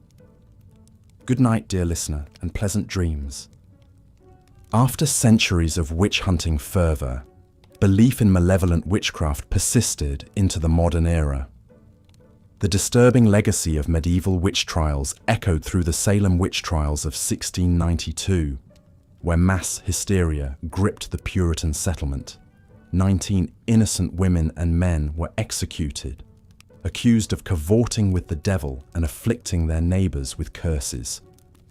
The names of those hanged, Bridget Bishop, Sarah Good, Susanna Martin, and more, stand as a sombre reminder of the power of superstition to breed deadly paranoia. Even as the Age of Enlightenment dawned in the 18th century, bringing new emphasis on reason over dogma, old folklore died hard. Across Europe, the eerie figure of the vampire continued to haunt the popular imagination. In 1732, the case of Arnold Powell, a Serbian soldier believed to have returned from the grave as a blood-sucking revenant, caused a sensation. Powell's exhumed corpse was ritually staked through the heart, a medieval method of dispatching the undead that endured for centuries. The Romantic movement of the early 19th century saw a resurgence of interest in the dark lore of the Middle Ages. Poets and novelists mined the rich vein of medieval folklore for inspiration, crafting iconic tales of terror that shaped the emerging genres of Gothic fiction and horror. Samuel Taylor Coleridge's 1798 poem, The Rime of the Ancient Mariner, drew upon the medieval motif of the wandering Jew, condemned to walk the earth for eternity. The albatross killed by the mariner becomes a symbol of his transgression and guilt, much like tales of medieval sinners forced to do penance as undead revenants. Gothic tales like John Polidori's The Vampire and Joseph Sheridan Le Fanu's Carmilla established the seductive vampire as a fixture of 19th century fiction, fusing medieval folklore with contemporary anxieties about the supernatural other lurking in the shadows of gaslit streets. Such stories paved the way for Bram Stoker's 1897 novel Dracula, which drew upon Transylvanian legends of the Strigoi, or undead, to craft an enduring icon of horror. Through the fictional Count Dracula, a grotesque relic of medieval superstition stepped into the modern world, an incarnation of primal fears given eternal life on the page. Even as Victorian intellectuals attempted to banish the vestiges of irrational medieval beliefs from their increasingly scientific worldview, the old lore persisted. In Britain, the mystic and scholar Margaret Murray popularized the controversial theory that the witches persecuted in the Middle Ages and early modern era were practitioners of a prehistoric pagan religion. Her 1921 book, The Witch Cult in Western Europe, gave rise to neo-paganism and Wicca, new religious movements that both drew upon and subverted the stereotypes of the wicked witch inherited from medieval folklore. The early 20th century saw the rise of professional folklorists devoted to preserving the vanishing peasant traditions of Europe. Pioneers like Andrew Lang and the Brothers Grimm collected fairy tales and folk beliefs, while the Irish poet William Butler Yeats championed Celtic folklore as a wellspring of timeless wisdom. In their hands, the often unsettling lore of the medieval countryside was reframed as quaint superstition or whimsical fantasy, its darker edges sanded down for nursery reading. Yet the undercurrents of the uncanny persist in these Bowdlerized tales, inviting us to read between the lines. When the Grimms tell of Frau Trude, a cannibalistic witch who lures a curious girl to her doom, we hear the echo of medieval tales like the quasi-historical account of Melusine, the half-serpent wife of a French count. The archetypes repeat: the monstrous feminine, the transgressive woman, the supernatural intruder in the home. However much we may dismiss these tropes as irrational relics of a benighted age, they continue to unsettle us, tapping into primal fears that never quite fade. In our modern era of skyscrapers and fiber optics, the old lore lurks in the shadow of progress. Psychologists debate the evolutionary origins of belief in ghosts and demons, while scientists study the role of sleep paralysis in generating visions of supernatural assaults by night-riding hags. And in the dark corners of the internet, creepypasta spreads like digital folklore, rehashing medieval motifs for a new millennium. The online urban legend of Slender Man, a faceless spectre who stalks children, would be right at home in a 15th century manuscript, a digital revenant for the age of smartphones and social media. Perhaps the lesson of medieval folklore is that we can never fully banish the darkness from our collective psyche. However much we strive to light our reality with the bulb of reason, the disturbing imagination of our ancestors shadows us. To grapple with the lore they left behind is to confront the unquiet ghosts in our mental attic, rattling their chains and warning us of the unlit country that lies beyond the campfire of the known. Their tales may unsettle our sleep and haunt our dreams, but they also remind us of the eternal fragility of mortal existence. Like the dancing skeletons in medieval frescoes, the strange creatures of folklore lead us in a waltz with death and uncertainty. We may recoil from their rictus grins, but we cannot deny our kinship with the long line of trembling souls who passed them down. Lying awake in the darkened bedchamber, our mind may drift uneasily on the night tides. But in that liminal space between waking and dream, we keep faith with the whispering ancestors whose fearful visions still beguile and bedazzle us from the depths of the past. So let us not dismiss the uncanny lore of the Middle Ages as mere historical curiosity, for in the end, their nightmares are our own, refracted through the warped glass of time. By peering through the cracks into the medieval mind, we may just catch a glimpse of the face that stares back at us from the mirror of history, familiar and strange, a reflection of the eternal human condition, poised forever between dread and wonder at the vast mystery of the world we inhabit for our brief span upon the stage. And with that unsettling thought, we come to the end of our journey through the haunted forest of medieval folklore. The campfire burns low, the shadows lengthen, and the wind whispers secrets in a language we have only begun to fathom. It's time to bank the embers and retire to our uneasy beds, where the old tales may trouble and inspire our dreams. Until the next time when the fancy strikes to venture again into that unquiet country of the past, this is your faithful chronicler, bidding you a good night and pleasant slumbers. May the night-riding hag pass you by unscathed, and the grimacing Strix keep its gory talons from your throat as you surrender to the soothing embrace of sleep. Rest well, fellow traveller, and dream of brighter visions than the ones we've summoned here. The disturbing world of medieval folklore will still be waiting when you wake, as it always has, a cracked mirror held up to the eternal fears and wonders of the human soul. The 15th century theologian Johannes Nieder was a man deeply troubled by what he saw as the growing threat of witchcraft in medieval society. Born in the Swabian village of Isny im Allgäu around 1380, Nieder entered the Dominican order as a young man and quickly rose through the ranks thanks to his keen intellect and religious zeal. As a professor of theology at the University of Vienna, Nida became increasingly preoccupied with the menace of heresy and sorcery. He began collecting accounts of accused witches, sorcerers, and their vile misdeeds, meticulously recording the lurid details in his notebooks.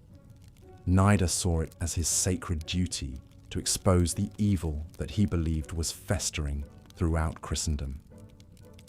This obsessive research culminated in his most famous work, Formicarius, or The Anthill. Published around 1437, this hefty 5-volume treatise was a compendium of all the knowledge Nida had gathered about witchcraft, demons, and the dark arts. He chose the title as an allegorical reference to the industrious and orderly society of ants, which he held up as a model for the Christian community. Just as an anthill is a paragon of productivity and cooperation, Nida believed the church should work together to root out the cancer of witchcraft that threatened the social fabric. Formicarius was his rallying cry for other theologians and clerics to take up arms in this righteous struggle. The pages of Formicarius teem with shocking stories of witches' depraved crimes and obscene pacts with Satan. Nida describes in almost pornographic detail the witches' sabbaths, where covens would gather to worship the devil, desecrate the cross, and engage in all manner of sexual abominations. According to Nida, witches could transform into animals, ride through the night sky on brooms or pitchforks, and blight crops with a mere glance. They stole consecrated hosts to use in their blasphemous rituals, and sacrificed unbaptized infants to their infernal master. No perversion or sacrilege was too vile for these disciples of Satan. Nida reserved special contempt for midwives who worked as witches. In his fevered telling, these women would secretly consecrate newborns to the devil and use their bodies to make magical potions. He accuses them of killing babies in the womb so they could feast on the flesh with their fellow hags. While some of Nida's contemporaries dismissed his more outlandish claims, Formicarius struck a chord in certain quarters of the church.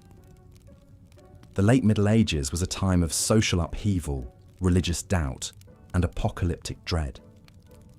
For many, the horrors described by Nida seemed all too plausible, a tangible manifestation of the evil that surely heralded the end times. As a result, Formicarius became something of a manual for witch hunters in the 15th and 16th centuries. Its relentless cataloguing of witches' crimes and methods for extracting confessions helped to codify the image of the diabolical witch in the popular imagination. Inquisitors and judges consulted the book as they tried accused sorcerers, searching for the telltale signs of corruption that Nida had so painstakingly described. While Johannes Nida didn't live to see the full, terrible impact of his work, he died of plague in 1438. His baleful influence lingered long after his passing. Formicarius planted the seeds that would sprout into full-blown witch hysteria in the coming centuries. The notion that witches were a vast, hidden threat, working to undermine the very foundations of Christian society, would be used to justify the torture and execution of untold thousands of people, most of them women. Of course, Nida was a product of his time, a man steeped in the superstitions and anxieties of the late medieval world. For him, witches were a very real and present danger, not simply the fantasies of a fevered mind. And yet, there's a disturbing relish in the way he describes their alleged crimes, a prurient fascination with the gory particulars of their evil. One can't help but wonder if Nida didn't take a certain satisfaction in his self-appointed role as a soldier of Christ, battling the forces of darkness wherever they might lurk. In his mind, perhaps, he was a noble crusader, a defender of the faith bravely confronting the ultimate enemy. But from our modern vantage point, Nida looks more like a tragic, even pathetic figure. A man so consumed by his own paranoia and righteousness that he could no longer distinguish fantasy from reality. In his zeal to cleanse the world of evil, he only succeeded in adding to its sum total of misery and suffering. It's a cautionary tale, in many ways, about the dangers of blind certainty and moral panic. When we allow our fears and prejudices to override our reason and compassion, even the most well-intentioned among us can become agents of cruelty and injustice. Johannes Nieder may have believed he was doing God's work, but in the end, his legacy is one of darkness, not light. He stoked the flames of a deadly superstition that would claim countless innocent lives and leave a lasting stain on European history. And so we remember him not as a righteous warrior or a brilliant scholar, but as a sad, deluded man who gazed too long into the abyss of human wickedness and mistook his own reflection for the face of the devil. In the annals of medieval folklore, Johannes Nieder is a figure of tragedy and terror, a reminder of the all-too-human capacity for cruelty in the name of virtue. But Nider's Formicarius was just one thread in the dark tapestry of late medieval folklore. As the Middle Ages drew to a close, Europeans found themselves confronted with the spectre of death on an unprecedented scale. Plague, famine, and warfare scythed through the population, leaving behind a landscape of suffering and despair. In this grim environment, it's little wonder that macabre themes crept into the art and storytelling of the time. One of the most enduring motifs to emerge from this period was the dance of death, or danse macabre, a chilling allegory of the universality and inevitability of death. The basic premise of the dance of death was simple yet profound. In a series of vignettes, Death himself was depicted as a grinning skeleton, leading people from all walks of life in a grim procession to the grave. Kings and paupers, bishops and beggars, young and old, all were forced to join hands and dance to Death's pitiless tune. These morbid scenes appeared in frescoes, woodcuts, and illuminated manuscripts across late medieval Europe. One of the most famous examples was the sprawling mural at the Cemetery of the Holy Innocents in Paris, painted in the early 15th century. Against a bleak, ashen background, the skeletal figure of Death cavorted with a motley crew of doomed mortals, their faces frozen in rictuses of terror and despair. The message of the Dance of Death was clear. No matter one's station or wealth, all must eventually succumb to the great leveler.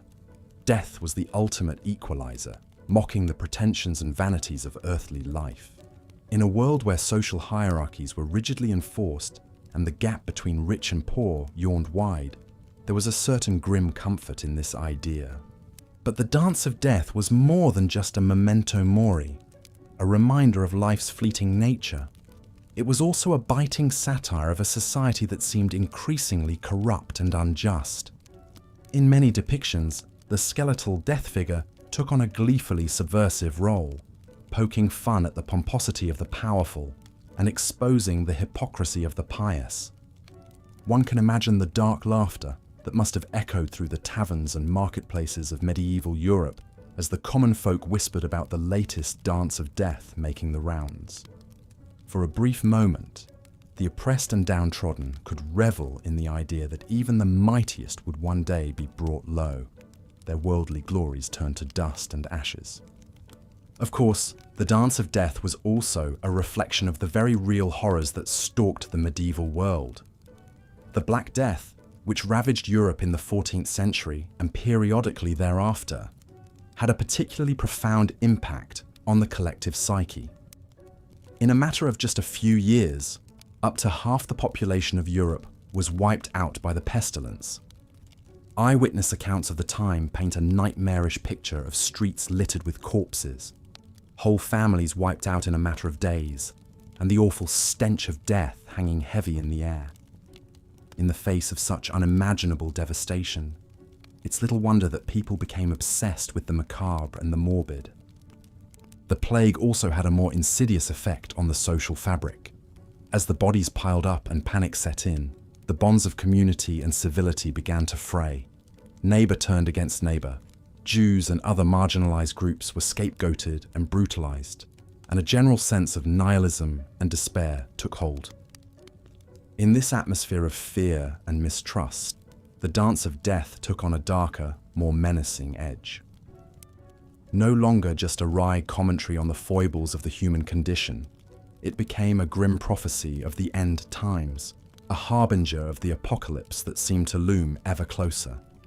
And yet, even in the midst of all this horror, there was something strangely cathartic about the dance of death. By confronting the spectre of mortality head-on, by laughing in the face of the abyss, medieval Europeans found a way to cope with the unimaginable trauma of their age. In a sense, the dance of death was a kind of twisted therapy, a way of processing the unprocessable and finding some small measure of solace in the shared destiny of all living things. It was a reminder that no matter how bleak and hopeless things might seem, we are all ultimately united in death. As the medieval era drew to a close and Europe gradually emerged from the shadow of the plague, the obsession with death and the macabre began to fade. But the legacy of the dance of death endured, its haunting imagery and sardonic spirit echoing down through the centuries. You can see its influence in the ghoulish woodcuts of Albrecht Dürer, the twisted fairy tales of the Brothers Grimm, and the Gothic novels of the 19th century. Even today, in our own anxious and uncertain times, the dance of death continues to resonate, a grim reminder of the fragility of life and the folly of human pretension. And so, as we come to the end of our journey through the dark heart of medieval folklore, it's worth remembering the lesson of the dance of death. For all our achievements and aspirations, for all our dreams of immortality and glory, we are all ultimately bound by the same fate. In the face of that stark reality, perhaps the best we can do is to embrace the absurdity and the gallows humour of it all, to dance with death even as it leads us into the unknown, to find some small comfort in the knowledge that, in the end, we are all in this mad, mad dance together. And with that thought, we draw the curtains on this dark and unsettling chapter of human history, the medieval world with all its wonders and horrors, its angels and demons, recedes into the mists of time. But the stories it left behind, the tales of witches and werewolves, of ghostly lovers and grinning skulls, will endure as long as humans gather to share the strange, sad miracle of our existence. So sleep now, dear listener, and dream of a time when the veil between the worlds was thin, and the fantastic and the frightful walked hand in hand beneath a cold and uncaring moon. For in the end, perhaps that is all history really is. A long, strange dream from which we never truly wake. After the horrors of the Black Death subsided, people across Europe were left grappling with unfathomable loss and a shaken worldview. In this climate of existential dread, macabre imagery and morbid tales proliferated. One of the most haunting artistic genres to emerge was the danse macabre, or dance of death. Picture this ghastly scene. A skeleton, the grim personification of death itself, leads a procession of figures from all walks of life in a final, fatal dance. Kings and commoners, bishops and beggars, young and old. Death spares none. With a leering grin, the skeletal reveller clutches the hands of its victims, forcing them to join its ghoulish conga line to the grave. These unsettling images began appearing on church walls, in frescoes and paintings, across France, Germany, England, and beyond in the 15th century. One of the earliest and most famous examples was the now lost mural at Holy Innocents Cemetery in Paris, painted in 1424. It spawned countless imitations. The dance of death tapped into the era's morbid zeitgeist. It served as a grim reminder of life's fickleness and death's inevitability in a society still reeling from the traumas of plague. The Black Death had erased traditional distinctions, striking down both the mighty and the meek with little rhyme or reason. The dance macabre reflected this levelling effect, portraying death as the great equalizer. One 15th century French chronicler wrote of the spreading dance craze. Vain and transitory things have been depicted, in cemeteries especially, as a blanket reminder to all that, though today we may be rich, noble or powerful, soon we will all be nothing but dust and ashes, and that very soon. In the dance, each living person is paired with a skeletal doppelganger mocking their earthly station. The Empress's crown is juxtaposed with her withered corpse. The gallant knight is tugged toward oblivion by his own rotting double. It's a dance grotesque, where the only partner is a grinning cadaver. The motif spread rapidly in both religious and secular contexts. In churches, it delivered a stern memento mori, a reminder of death meant to spur the faithful toward penitence and away from worldly vanity. But it soon leapt from cathedral walls to castle halls, appearing in court murals, illuminated manuscripts, even decorative clocks. One particularly elaborate depiction graced the walls of the Parisian Cimetière des Innocents, surrounding late medieval Parisians with an inescapable vision of their own impending doom every time they passed the crowded graveyard. A series of 30 life-sized figures was shown processing toward the charnel house, where bones of the dead were piled high. Each living archetype, from the pontiff to the pauper, met their macabre match in death.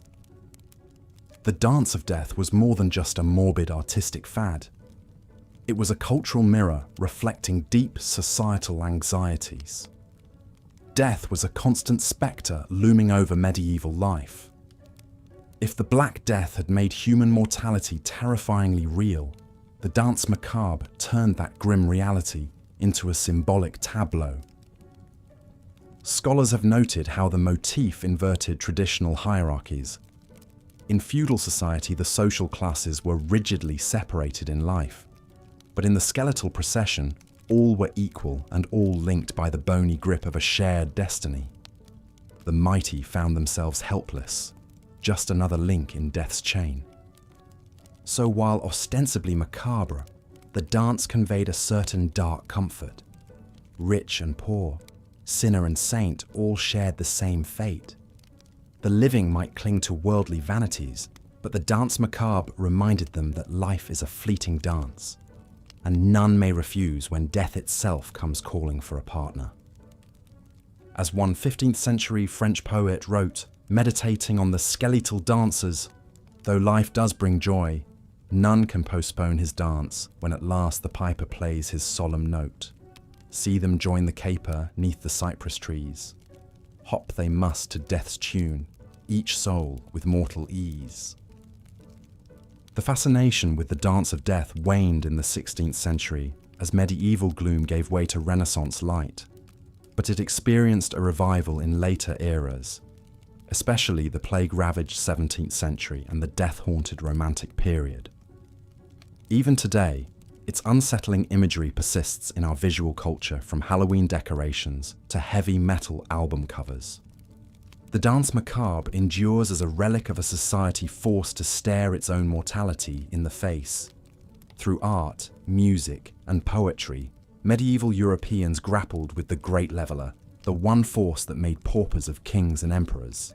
In the Dance of Death, we see the perennial human struggle to come to terms with the big sleep that awaits us all. For all its ghoulishness, there's something strangely soothing about the dance macabre. In portraying the fundamental equality and shared humanity of all people, it offered an odd comfort to those living in the shadow of death. Rich or poor, pious or profane, all mortals are linked by the grim grip of that final waltz into the eternal twilight. And so, having traced the morbid twirls and macabre steps of the medieval Dance of Death, we return to our overarching theme: the tenacious hold of folklore over the medieval European mind. From fairies to witches, werewolves to revenants, monstrous births to ominous omens, the mental world of medieval people was peopled by a panoply of wonders and horrors. These fantastical tales and terrifying entities served as a symbolic language for grappling with the anxieties and uncertainties of life in a perilous age.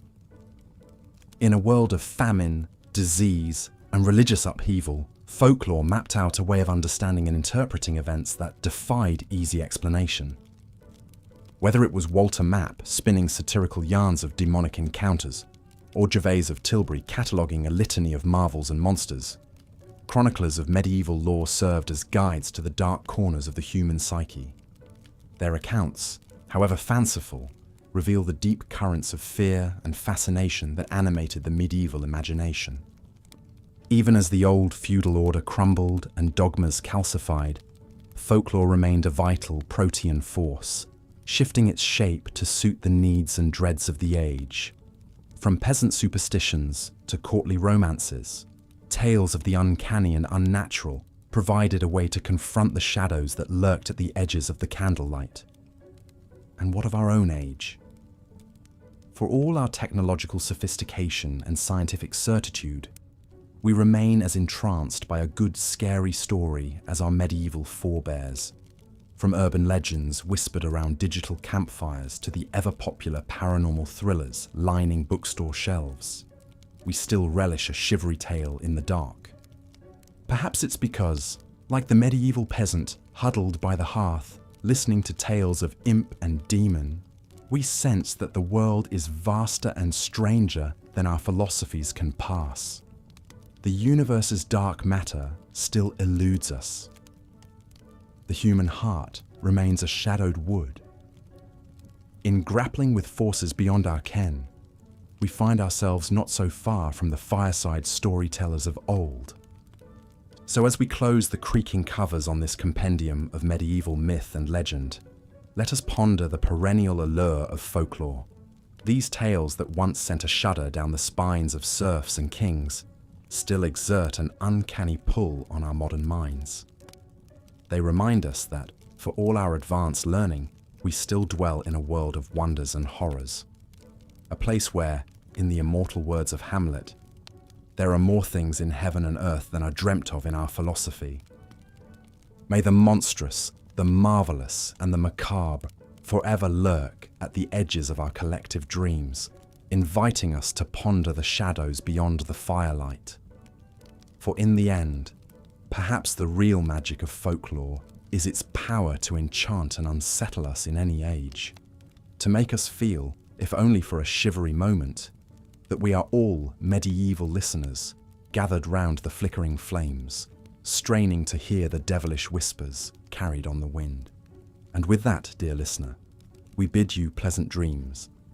May your sleep be deep and untroubled by the prancing skeletons and hungry revenants of the haunted medieval night.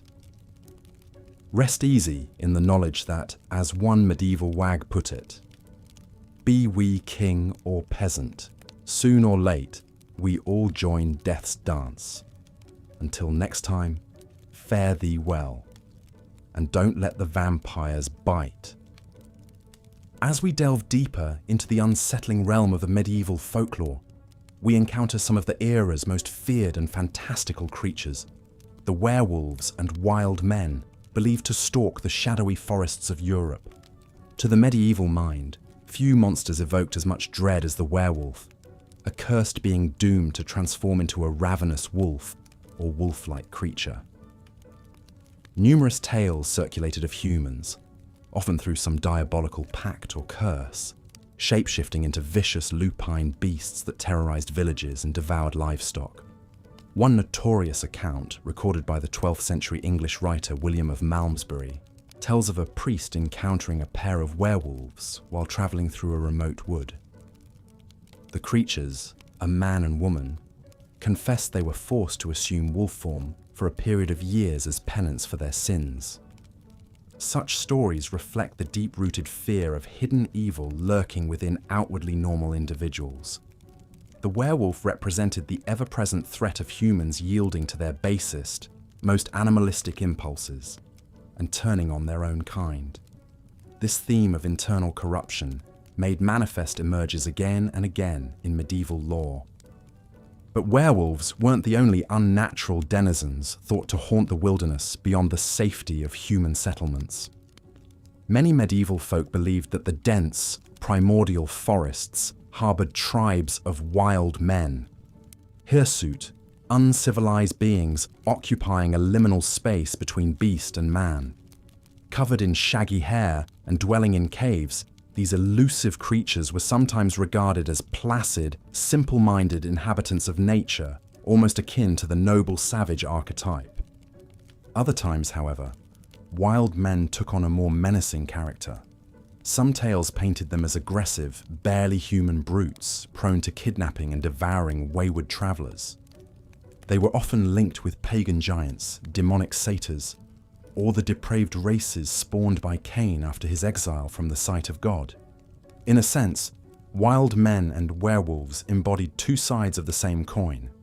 External representations of the untamed, uncivilized energies believed to live inside the human soul. While werewolves revealed the beast hidden within man, wild men showed what became of those who surrendered completely to their primal nature. Both creatures highlighted the importance medieval society placed on controlling one's dark urges, taming the inner wilderness through devotion and strict adherence to cultural mores. Underpinning these beliefs was the concept that man, as a hybrid of flesh and spirit, straddled the earthly and heavenly realms. To succumb entirely to base instincts was to damn oneself, to become something subhuman in the eyes of God. And what greater reminder of the need for constant spiritual vigilance than a rampaging werewolf or brutish wild man? As frightening as these bestial entities were, however, medieval folklore contained threats of an even more insidious nature. For beneath the veneer of human civilization, even within the very walls of home and hearth, witches and their dark magic were thought to be ever at work, sowing curses and corruption. A climate of growing paranoia began to take hold, as common misfortunes, failed crops, ailing livestock, inexplicable illness, were increasingly blamed on the secret machinations of witches. But who were these alleged disciples of the devil, and what malevolent powers did they wield? The answers reveal the depths of medieval anxieties about evil in its most human guise.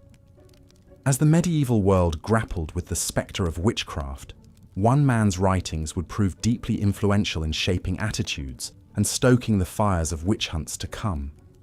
Johannes Nider was a 15th century German theologian and Dominican friar who penned an incendiary treatise on witches titled Formicarius, or The Ant Hill. Born in the Swabian town of Isny im Allgäu around 1380, Nider embarked on a clerical path from a young age. He entered the Dominican order as a youth and studied theology at Vienna and Cologne, two great centers of learning in the Holy Roman Empire. Nider quickly distinguished himself through his erudition and oratorical skills.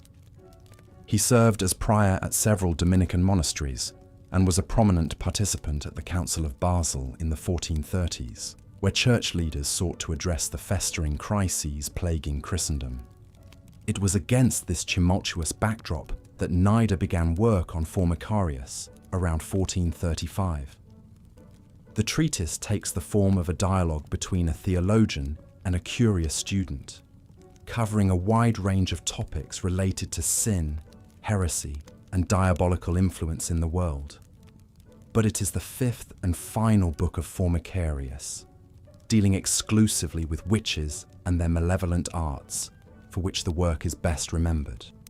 In lurid detail, Nider describes the various misdeeds and perversions of witches.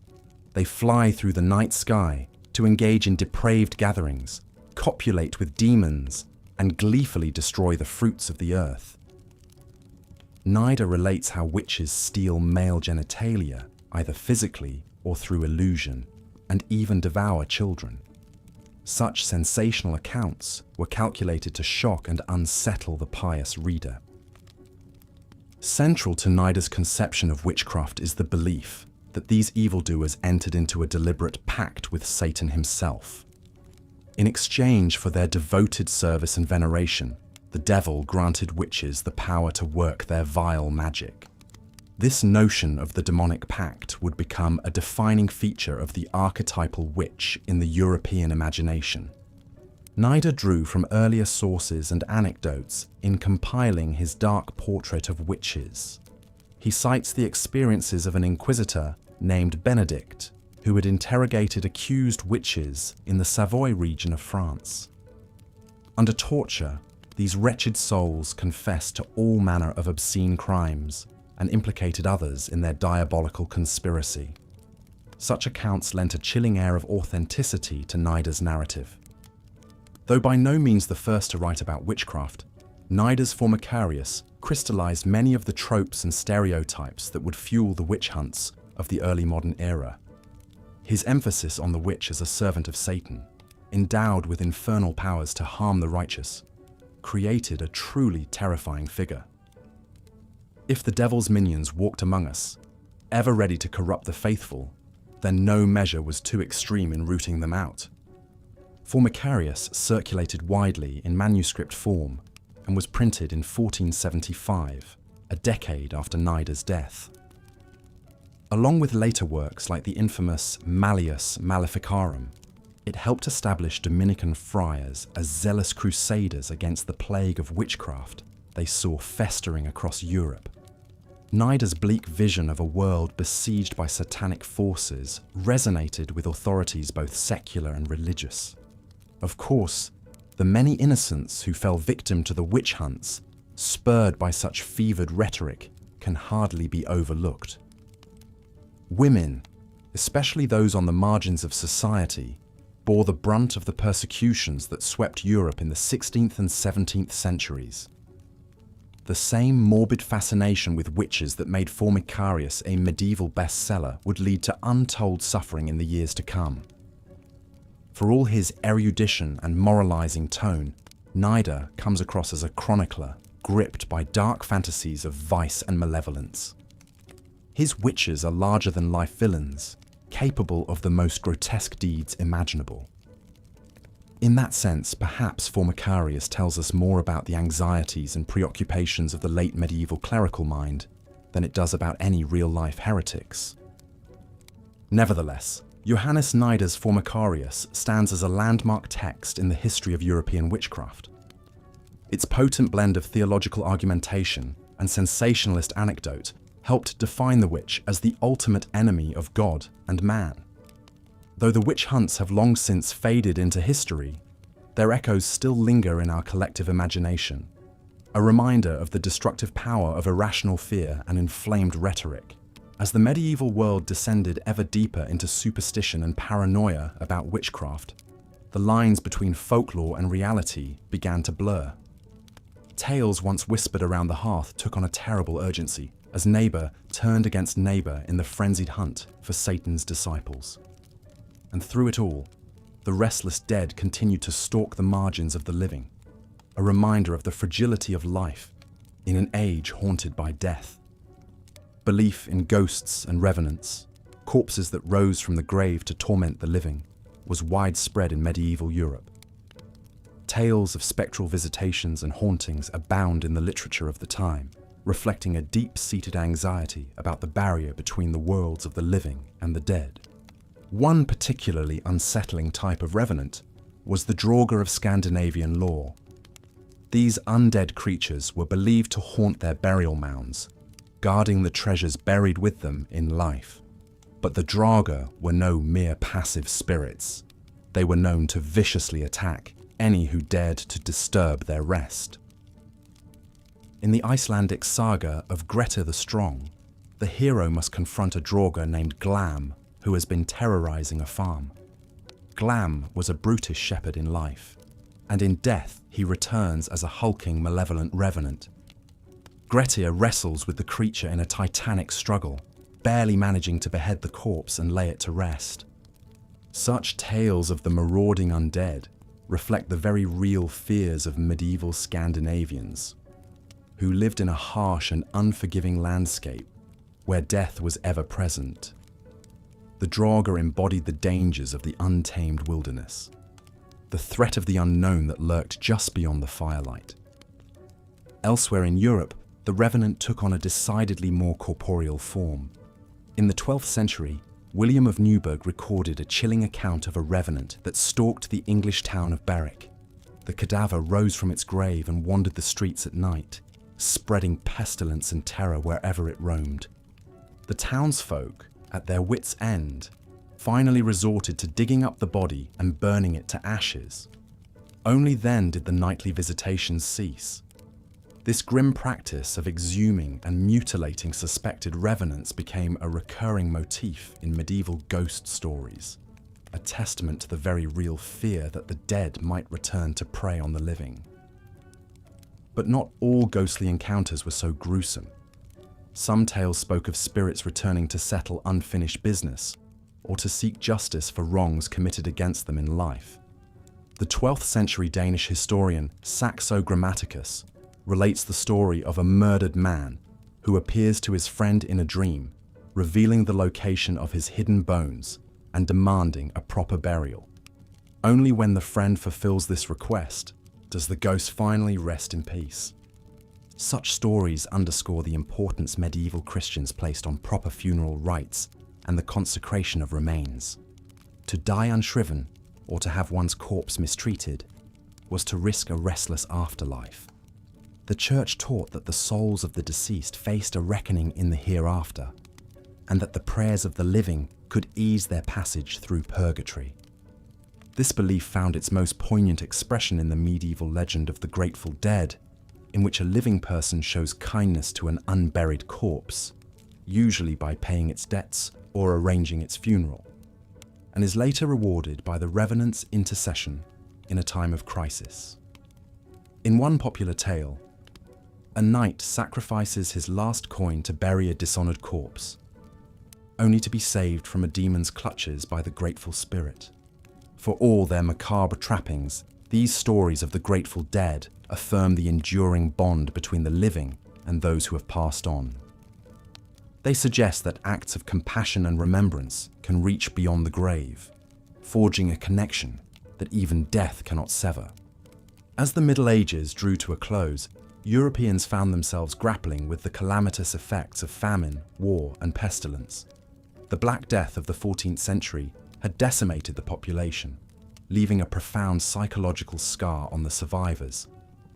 In this climate of morbid anxiety, a new artistic motif emerged that would come to define the late medieval mindset: the danse macabre, or dance of death. The dance of death was an allegorical genre that depicted all members of society, from kings to paupers, being led to the grave by skeletal personifications of death. These grim processions were often painted on the walls of churches or illustrated in books of hours, serving as a stark reminder of life's brevity and the inevitability of mortality. One of the earliest and most famous examples of the dance of death is found in the Parisian cemetery of Les Saints Innocents. Painted between 1424 and 1425, the mural stretched over the cemetery walls, depicting a hierarchy of figures from pope to peasant dancing with their skeletal doubles. Each living person is paired with a grinning corpse, a macabre doppelganger ushering them toward the tomb. The accompanying verses, written in Middle French, drive home the message with bleak humour. You who pass by, consider well how little you will be remembered after death, and conduct yourself in such a way that you have no dread of death. The dance of death at Les Saints Innocents quickly became a sensation, spawning countless imitations across Europe. From the frescoes of Lübeck's Marienkirche to the woodcuts of Hans Holbein the Younger, the motif spread like a memento mori plague, infiltrating the visual culture of the late Middle Ages. But the dance of death was more than just a morbid fascination with mortality. It was a subversive commentary on the social hierarchies of medieval society, a leveling force that reduced all to mere bones. In the face of death, the dance proclaims, all earthly distinctions are rendered meaningless. This egalitarian message held particular resonance in the wake of the Black Death, which had decimated rich and poor alike. The plague had shattered the illusion of stability and order, revealing the fragility of human institutions. In the grinning skeletons of the dance of death, the survivors saw a reflection of their own vulnerability, a reminder that life was fleeting and death the great equalizer. The dance of death also spoke to a growing disillusionment with the church and its promises of salvation. As successive waves of plague and war ravaged Europe, many began to question the efficacy of religious rituals and the integrity of the clergy. The skeletal figures leading popes and bishops to the grave served as a biting critique of ecclesiastical corruption, a suggestion that even the most exalted were not immune to judgment. In the end, the dance of death offered a grim sort of comfort to a society grappling with the spectre of a mass mortality. It acknowledged the universality of death while also hinting at the vanity of earthly striving. If all were bound for the grave, then perhaps the only true meaning lay in living each moment to the fullest, in savouring the precious gift of life while it lasted. As the medieval world gave way to the Renaissance and the Enlightenment, the dance of death gradually faded from the cultural landscape, but its legacy endures in the memento mori of Baroque art, the Gothic literature of the Romantic era, and the horror films of our own time. Whenever we confront the spectre of mortality, we are participating in a tradition that stretches back to those macabre dances of the Middle Ages. The unsettling tales and morbid preoccupations of medieval folklore may seem a far cry from our own rational scientific age. But beneath their fantastical trappings, these stories speak to something deep and enduring in the human psyche. A fascination with the unknown, a fear of the dark, and a yearning to make sense of life's mysteries. In the monsters and witches, the ghosts and the walking dead, we see reflected our own anxieties and desires, our own struggle to find meaning in a world that often seems capricious and cruel. Medieval folklore may have been born of superstition and ignorance, but it also testifies to the power of the human imagination, to our capacity for wonder and terror in the face of the unknown. So perhaps, as we lay our heads down to sleep, we might spare a thought for those long-ago storytellers, huddled around the flickering hearth, spinning tales of the uncanny and the macabre. In their words, we might just catch a glimpse of our own deepest fears and darkest dreams, a reminder that for all our sophistication, we are still the children of the night, forever haunted by the shadows at the edge of the firelight. As we've seen, the obsession with witchcraft and malevolent magic grew increasingly intense in the late Middle Ages. Witch trials became disturbingly common as authorities sought to root out anyone suspected of practicing the dark arts. The methods used to determine guilt were often brutal and irrational. One particularly infamous test was the ordeal by water. The accused witch would be stripped naked, bound and thrown into a body of water. If she sank, she was considered innocent, but if she floated, it was taken as a sign of her guilt. The twisted logic was that pure water would reject the tainted body of a witch. Of course, if the suspect drowned during this sadistic test, that was simply viewed as an unfortunate necessity. Other supposed signs of witchcraft included suspicious birthmarks, warts, or moles that were thought to be the marks of the devil. Examiners would prick these blemishes with needles, and if the accused didn't bleed or feel pain, it was another strike against them. Confessions were frequently extracted under torture, leading to forced admissions of flying on broomsticks, transforming into animals, or cavorting with demons. But even as fear of witches reached a fever pitch, there was still a thriving trade in magic of a more benevolent kind.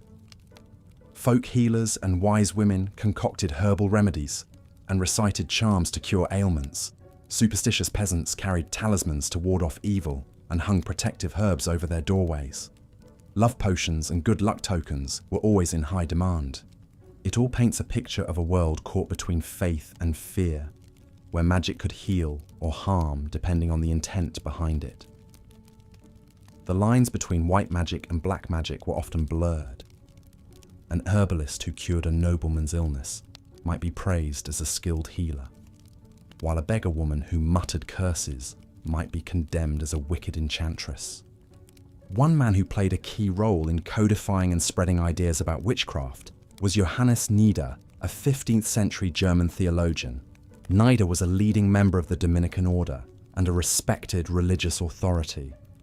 But he's best remembered today for his lurid treatise on witches, a work called Formicarius, or The Anthill, written around 1437. In this influential text, Nieder relayed sensational accounts of witches' evil deeds that he claimed to have heard from witch hunters and confessed witches themselves under interrogation. His salacious stories described covens of witches who renounced God, trampled on the cross, and swore allegiance to Satan. According to Nieder, they flew to Sabbath meetings on the backs of demons, desecrated the Eucharist, and engaged in depraved orgies with the devil. Nieder's prurient accounts of these blasphemous rites and malevolent acts helped to crystallize the stereotypical image of the diabolical witch in the public imagination. Although belief in witchcraft had existed for centuries, Nieder compiled many of the accusations and tropes into a cohesive narrative. Formicarius painted a terrifying picture of a secret society of witches plotting against Christians with their devilish master. This hugely influential work was widely disseminated, stoking the fires of witch hysteria. Nieder's credulous repetition of outlandish confessions obtained under torture helped to validate and perpetuate the cruel practice of witch hunting. His grim depictions of witches as Satan's servants engaging in obscene acts fueled the moral panic about these alleged evildoers lurking in the midst of good Christian society. The legacy of Formicarius was to lend theological weight and learned authority to the persecution of suspected witches. Its impact endured long after Nieder's death in 1438. As the notion of a vast hidden witch cult took hold, the Inquisition and secular courts prosecuted alleged witches with renewed fervor in the following centuries.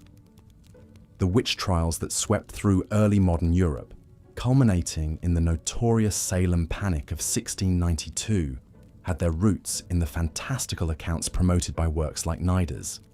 But witches weren't the only supernatural entities that stirred up paranoia in the medieval mind.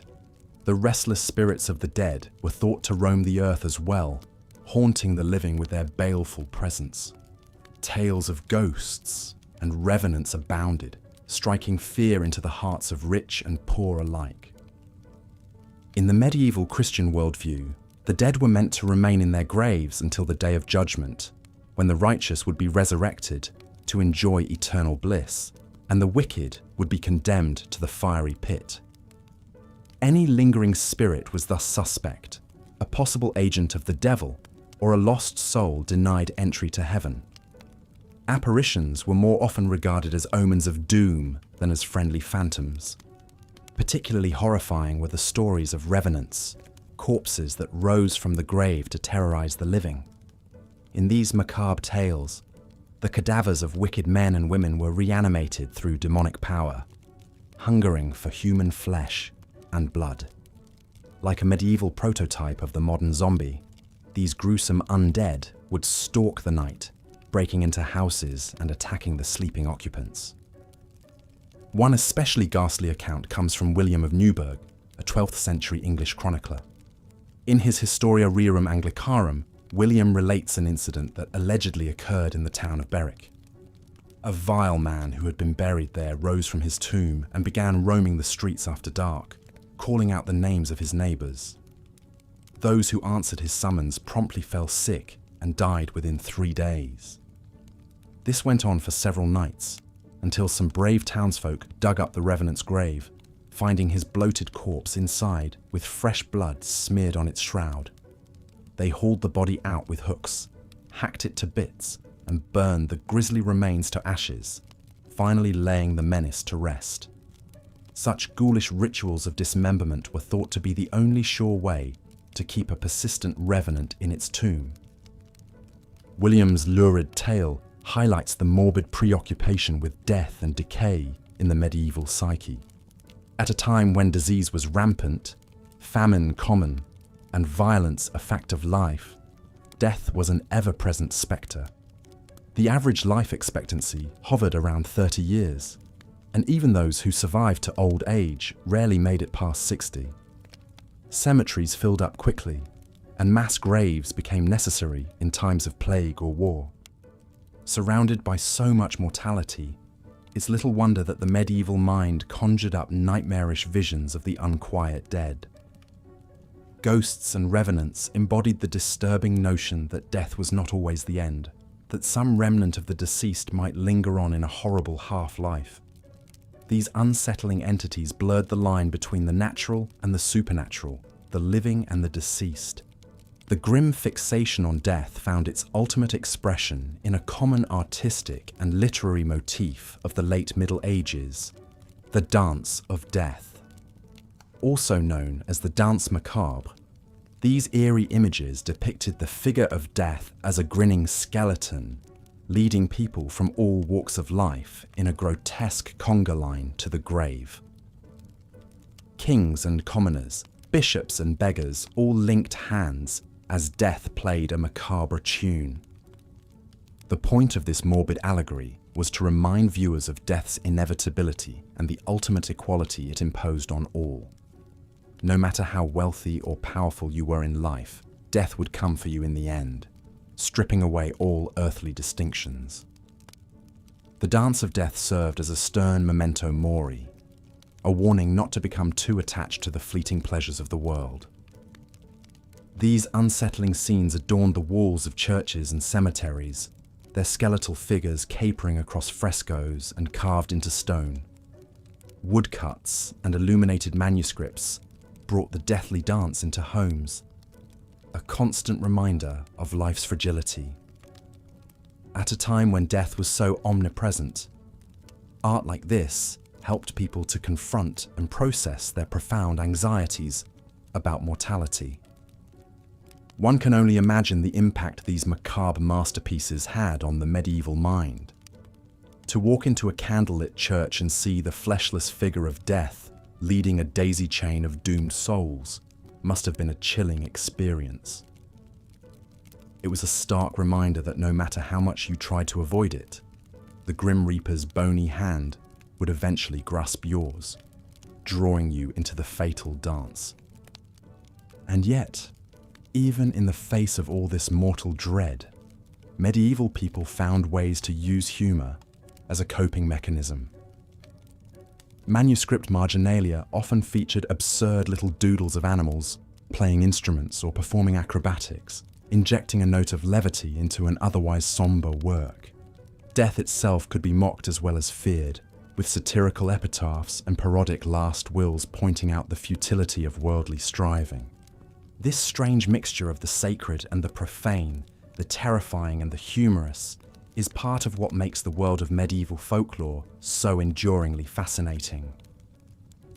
In these tales of monsters and marvels, witches and walking corpses, we can see the human mind grappling with the great mysteries of life and death, good and evil. The medieval imagination confronted the darkest aspects of existence and transmuted them into captivating stories and indelible images. Though the dragons and fairies of medieval lore may have long since faded into myth, they still hold a powerful grip on our collective unconscious. These archetypal fears and fantasies continue to shape our literature, our art, even our dreams. When we read the fairy tales of the Brothers Grimm, or watch a horror film about a vengeful ghost, we are tapping into the rich vein of folklore first mined in the Middle Ages. And in moments of uncertainty or danger, we may find ourselves reaching instinctively for the talismans and rituals of an earlier age. How many modern buildings still have gargoyles perched on their parapets, warding off evil spirits? How many of us still knock on wood or cross our fingers for luck without fully knowing why? Even in our technologically advanced age, we are not so far removed from our superstitious medieval ancestors as we might like to think. In the end, Perhaps the true power of medieval folklore lies in its ability to enchant and unsettle us in equal measure. These strange and sometimes disturbing tales serve as a reminder of the darkness that lurks at the edges of human existence, even as they celebrate the enduring power of the imagination. They transport us back to a world that is at once deeply alien and strangely familiar, a world that still has much to teach us about the fears, desires, and wonders of the human heart. And on that haunting note, we come to the end of our journey through the dark delights of medieval folklore. I hope you've enjoyed this bedtime foray into the distant past, and that your dreams will be filled with fantastic visions rather than nightmarish spectres. If you found this historical storytelling soothing, consider giving this video a gentle thumbs up and drifting over to the subscribe button for more cozy content. Wishing you a peaceful slumber in a world thankfully free of malevolent sprites and ravening revenants. Until next time, sleep well.